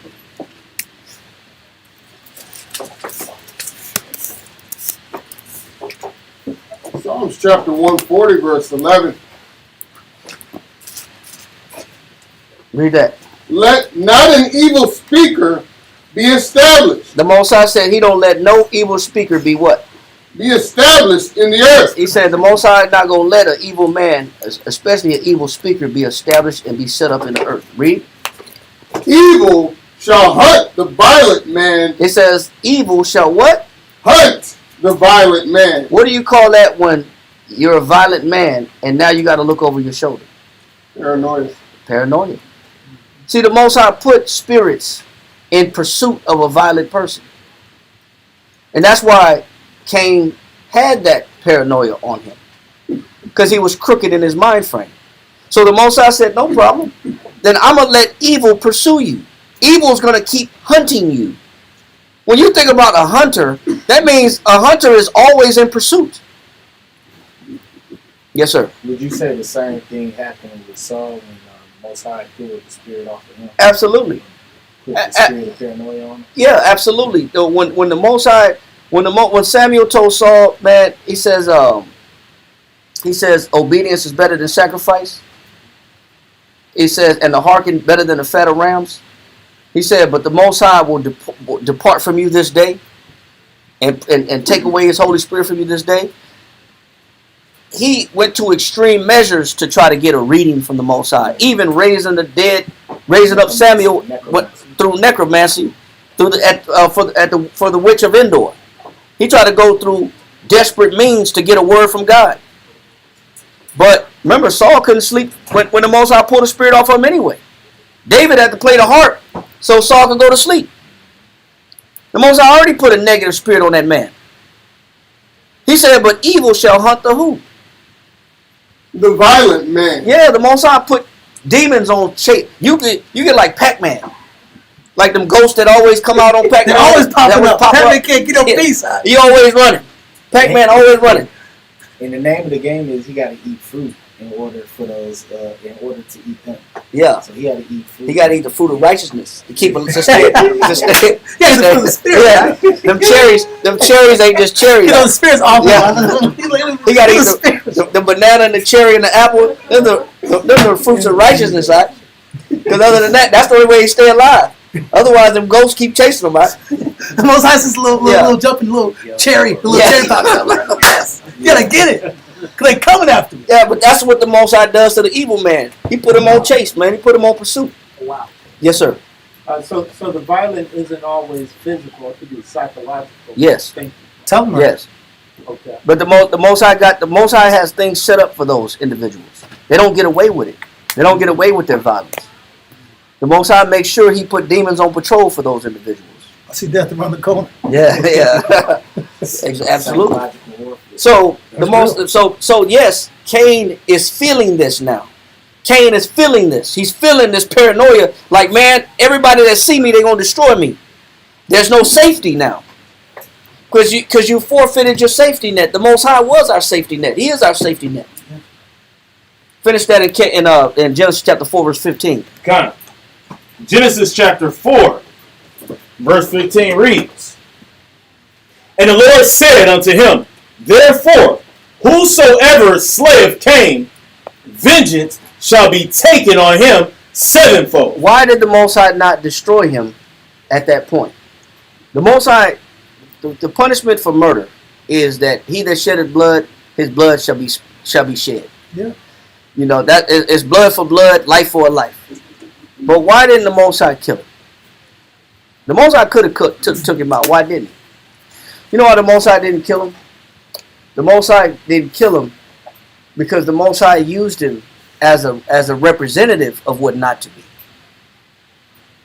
Right. Other people have to deal with him. Yeah, so that people could see, don't be like this man. The Most High left an example of good and evil on earth. Look at this man. He became that evil representative of a manslayer, a murderer, a hater, a taker. He became the archetype and the example of that spirit that can jump on anybody. Philo said the same thing. Get this right quick, David. Read this for me. 677. Read this right quick.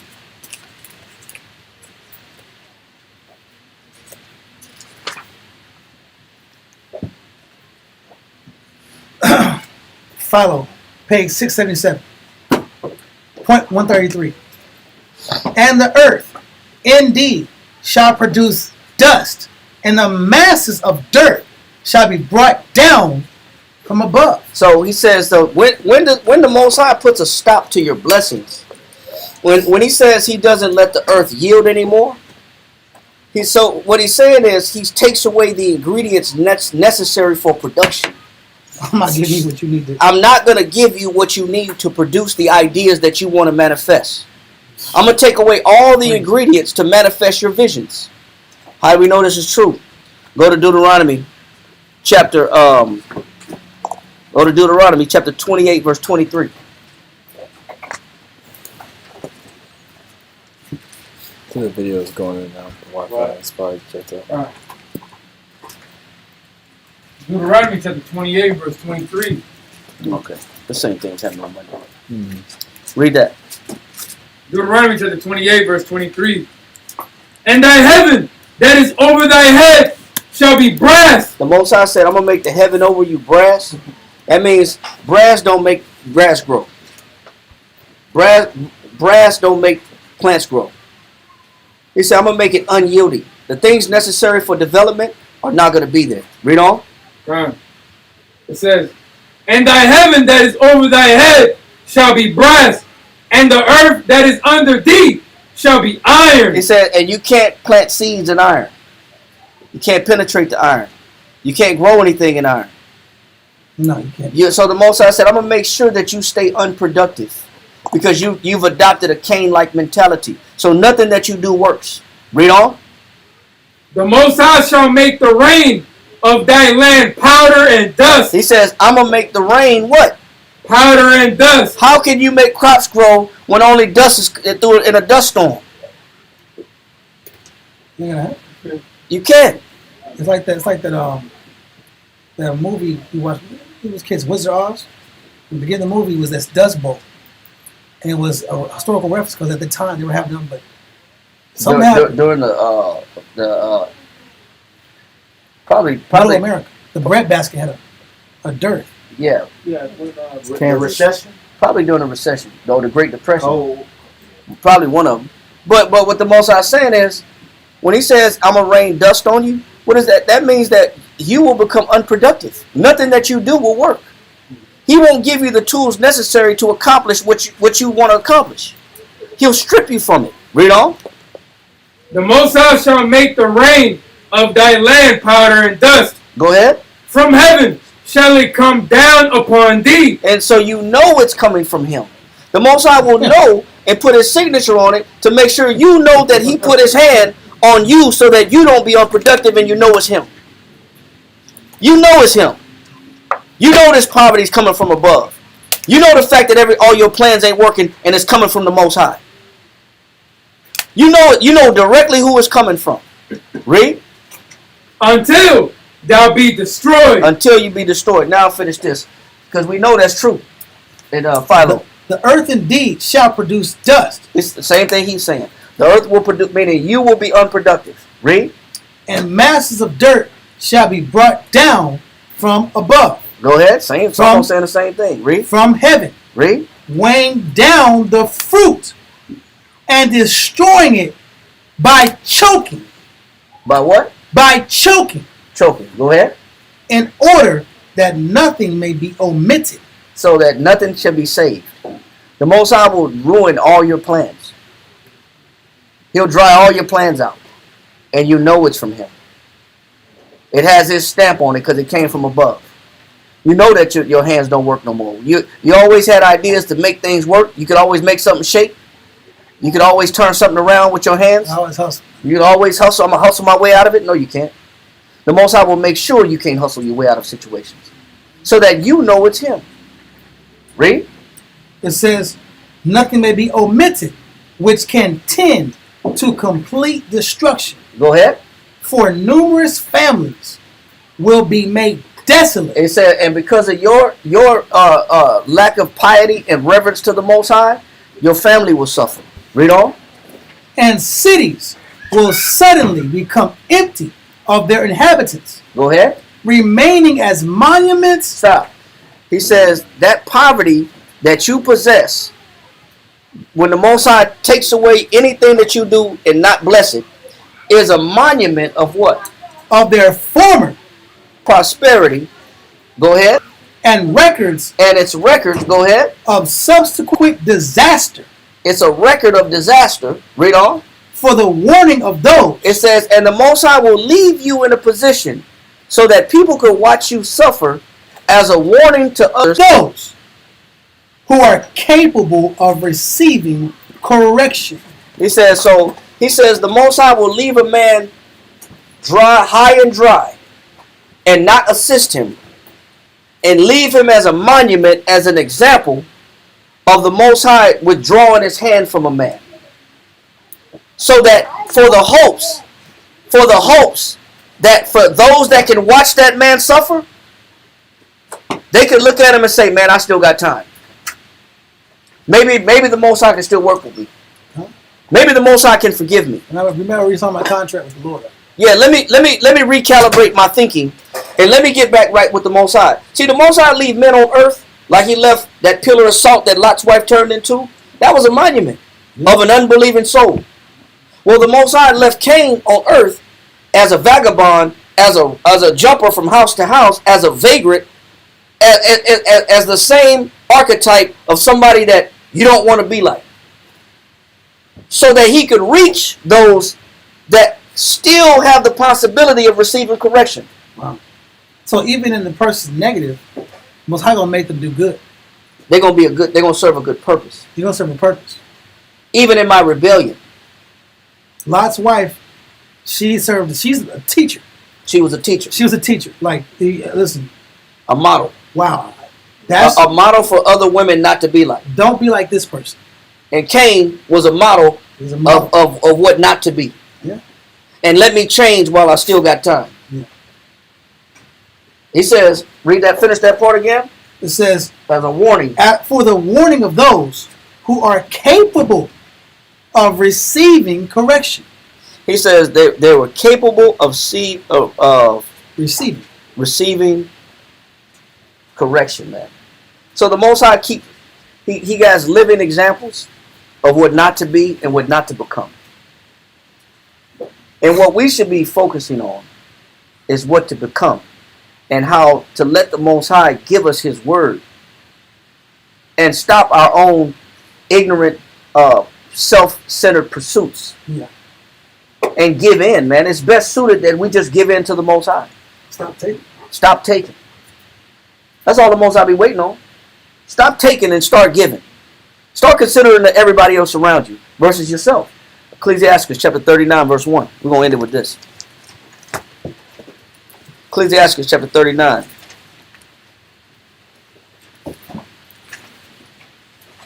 Ecclesiastes 39:1. But he that giveth his mind to the law of the Most High. It says, but there is an alternative. We don't have to be like Cain. That's why the class is called Unbecoming Cain. He says we could be different. He said we could give our mind to what? It says occupied in the read it again. Ecclesiastes 39:1. But he that giveth his mind to the law of the Most High, and is occupied in the meditation thereof. Where should we be at?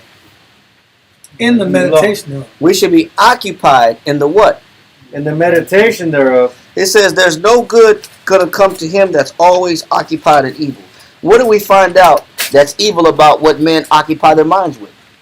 Covetousness. Yeah. That's the evil. That's the evil. So he's saying that there's a difference, though, that there is an alternative.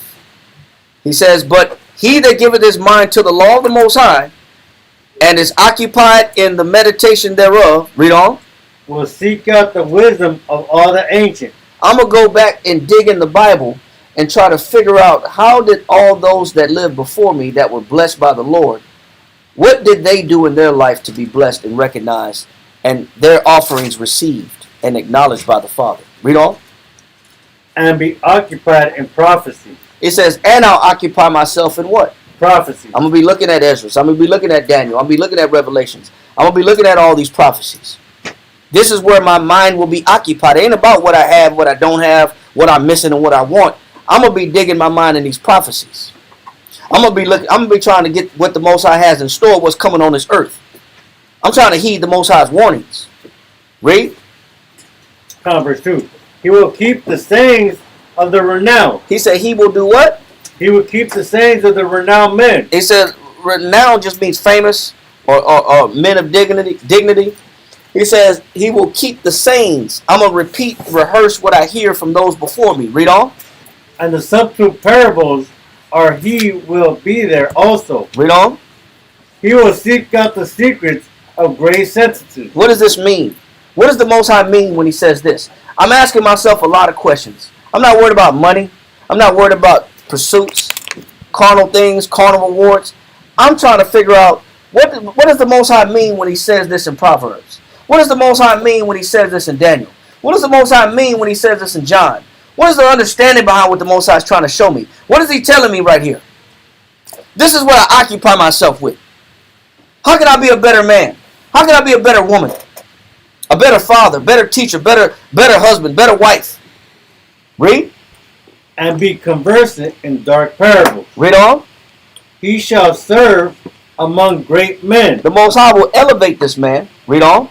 And appear before princes. Go ahead. And he will travel through strange countries. The Most High will have need and utility for this man because the Most High, this man has become a multifaceted, multi-purpose vessel. Read on. For he hath tried the good and the evil among men. He said because he can distinguish the good and the bad. A lot of us can't distinguish what's worth our time and what's not worth our time. Read on. Verse 5. He will give his heart to restore early. No. He says he will give his heart for what? To resort early. To resort early. So he says the first thing that this man or woman does, first thing in the morning, what do? Read it again. God. Verse 5. Ecclesiastes 39:5. He will give his heart to resort early to the Lord that made him. So where does he go in the morning? Prayer. Where's his mind at in the morning? Prayer. Where's the first thing in the morning? But Cain, that's not Cain's concern. First thing in Cain's mind is I got to get it how I live. I got to find a way. I got to make a way. I'm not going to the Most High early in the morning. That's not what I get up for. That's what I'm not inspired to serve the Lord in the morning. I got other things I got to do in the morning. I got to get ready for work. I got other things I got to do. I'm occupied elsewhere. He said, but this man, it says he resorts to the Most High early. It's part of his early morning routine. Yes, sir. And to resort means to repair. Yep. But also you gotta kill these things that we do in the morning. Our people be waking and baking. Yeah. You know what I'm saying? Just watch just madness. Scrolling on the phone first thing in the morning. Who called me? Let me check my messages. Let me check my inbox. Let me see what's going on. We don't resort to the Most High first thing in the morning. Read. Says we should be though. We should be. Yes, sir. So to add on to what Christ said, resort. Definition 4 is concourse. And the point here is frequent assembly. Yeah, frequent assembly. That means I frequent assembly with the Lord. I'm in the scriptures in the morning, first thing in the morning. Read on. He will give his heart to resort early to the Lord that made him, and will pray before the Most High. And what am I doing in the morning? Pray before the Most High. I'm studying in the morning, and I'm also doing what in the morning? Pray before the Most High. I'm praying to the Most High in the morning. I make my prayer. You know what that means? I set aside time for the Most High every morning. The Most High gets the best of me and the first part of me in the day. He's my go-to in the morning. A lot of us run to other things, man. We run to coffee and stimulants, energy drinks, tacos. We run all kind of stuff in the morning. He said, but the first go-to should be the Most High. We should be conferencing with him, praying to him. Read on. And will open his mouth in prayer. He says, and will open his mouth in prayer. Read on. And make supplication for his sins. And also, first thing in the morning, I'm not only just studying, I'm not only praying, but I'm also asking the Most High for forgiveness every morning. I'm asking the Most High to wipe away my sins every morning. That's the first thing on the list. I'm petitioning the Lord in the morning. I'm asking him to wipe away all the things I do that's unclean, done that's unclean. I'm looking for the Most High in the morning. Read on. Verse 6. When the Lord will, he shall be filled with the spirit of understanding. It says, and at the Most High's time frame, and if this man maintains this routine, then it's only a matter of time where the Most High rewards this man with the spirit of what? Understanding. See, when you make those furrows, you're preparing your mind to receive what the Most High has to offer you. And that's how you do it. That's how you make those furrows that he talked about that softens the ground when he brings the showers, which is his word. What grows is your understanding. And before you know it, you look up, you understand things about the Bible that you never knew before. You're teaching people about things of the Spirit that you never had before. Read on. He shall pour out wise sentences. It says, and then you become a teacher. Next thing you know, you're dropping verses on people. You're explaining why life is the way it is to people and what they have to do to change their life to people. Read on. And give thanks unto the Lord. And you give what? Give thanks unto the Lord in his prayer. And I thank the Most High for what he's given me. Because what you care about is his wisdom. Read on. Verse 7. He shall direct his counsels and knowledge. And the Most High will stand behind you. And the Most High will direct your counsel. And he'll direct your knowledge. He'll direct your teaching. He'll sustain your teaching. He'll back up your teaching. He'll validate your teaching. He will validate your counsel. Read on. And in his secrets shall he meditate. It says, and in his secrets, what? And in his secrets shall he meditate. Read on. He shall show forth that which he hath learned, and shall glory in the law of the covenant of the Lord. Read. Many shall command his understanding. And many will say, man, where did you get this knowledge from? But this knowledge and this understanding, it comes from putting the Most High as priority. First thing in the morning. This ability to teach the word of the Lord comes from making him first. You don't get the wisdom of the Most High by putting the Most High last. You don't get his understanding by putting him last. You get his wisdom, knowledge, and understanding by making him first. And seeking him first. Praying to him first. Asking for forgiveness first. Then life changes at that point. Then the Most High swap your heart out. Next thing you know, you look up, you're a whole new man, a whole new woman. You got a different way of thinking. You got a whole new mind. You're not even the same person anymore. Read on. Come, verse 9. Many shall command his understanding, and so long as the world endureth. And it says, as long as the world endureth. Read. It shall not be blotted out. It says, the memory of this man shall not be blotted out, as long as the world endureth. Because this man dedicated his mind, body, and spirit to that which pleases the Most High first. And he said, as long as the world stand, the Most High will never forget you. Not on what not to be like Cain, but on the person that you should be like. An example of that, based on this point, go to Genesis chapter 8, verse 20. God. Genesis chapter 8 and verse 20 reads, and Noah builded an altar unto the Lord. And this is after the flood. Read. And took of every clean beast and of every clean fowl and offered burnt offerings on the altar. And he sacrificed. Read. And the Lord smelled a sweet savor. Because that's what the Most High likes, man. The Most High likes the right sacrifice. He loves the right sacrifice. When he see man and woman sacrificing the right way, he said that's sweetness to him. That's a sweet sacrifice. Read on. When they put him first. Read. And the Lord said in his heart, I will not again curse the ground. He said, man, you know what? I cursed the ground for Cain's sake. I stopped the blessings for Cain's sake because he was a taker. But when somebody's a giver, he said, I'm not going to curse the ground. I'm going to reverse the conditions of the earth. Read. I will not again curse the ground anymore for man's sake. Go ahead. For the imagination of man's heart is evil from his youth. He says, I know man. I know man very well. They come up with some of the most illustrious evil ideas that's known to man. We fabricate evil. We create evil. We imagine evil.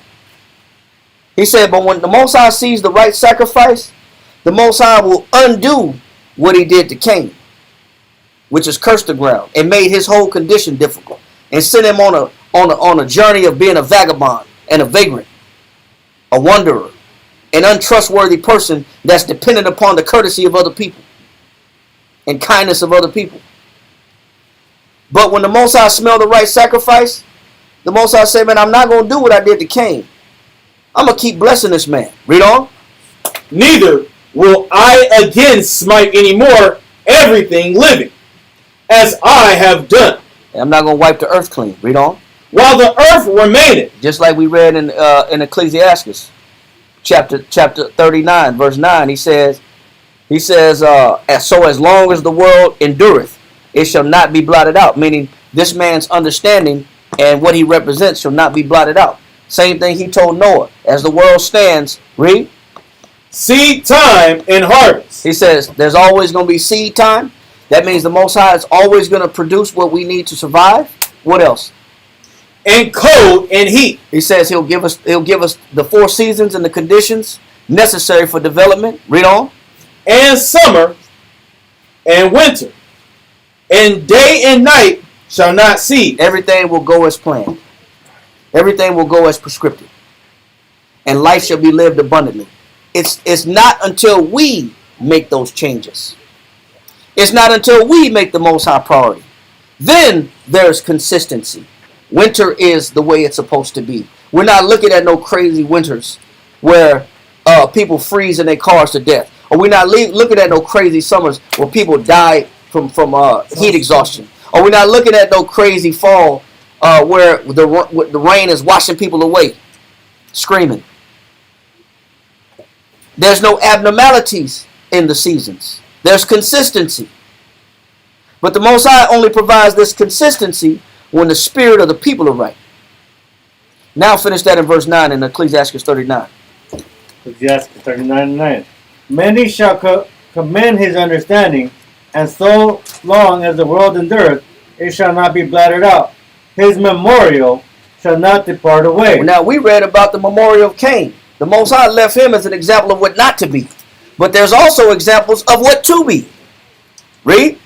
And his name shall live from generation to generation. And this is the blessing of the Most High, to give a man a long-standing legacy where his actions are notable and are commended by the Lord. This is why even though Abel died, the Most High said his blood still cried to me from the ground. He said, man, because that man gave me the right sacrifice, and I don't forget him even in the ground, even though he's dead. I don't forget him. I'm not forgetting that man, even though he's no longer on the earth. His legacy is unforgettable with me because he gave me the right sacrifice. So that goes for us also. These bodies don't last forever, but if we can do right while we're in these bodies, what you do in these bodies now can make you unforgettable when you die. Does anybody have any questions? If not, shalom, the water for watching, the water for coming to class. Let's go ahead and end it right there, and let's send up a prayer. Imagine you're putting your shalom, rise and face the east. Say it again. You leave it on solid.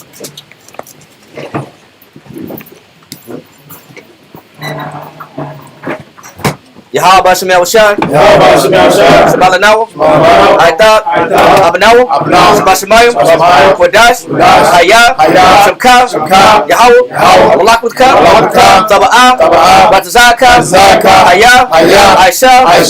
Barataza. Kawa. Hayah. Bashamayim. Talanawa. Lakom. Yawam. Wasalachnawa. Kabwathnawa. Kasalachnawa. Kabwathinawa.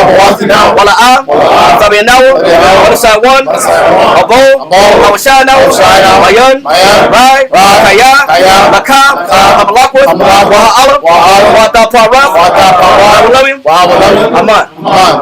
Yahweh. Yahweh. Bashem. Yahushai. Support. Yahweh. Bashem. Yahushai. Support. Yahweh. Bashem. Yahushai. Support. Yahweh. Bashem. Yahushai. Support. Barakatah Yahweh. Barakatah Yahushai. Water Yahweh. Water Yahushai. All love. All mercy. All forgiveness. All long suffering. All patience. All kindness. All meekness. All joy. All love. All power. All might. All praise. All power from your house. All power from your house. All power from your house. In Yahushua's name we pray. The water. Aman. Circle up.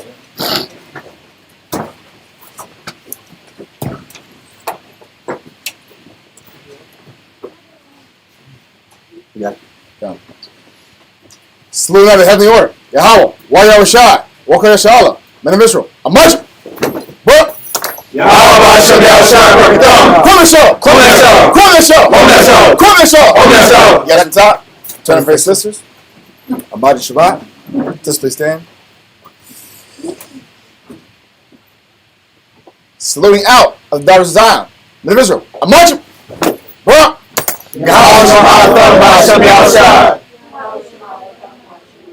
Yajamata, dismiss. Fall out. All right, shalom Israel. See you on Friday. Hey.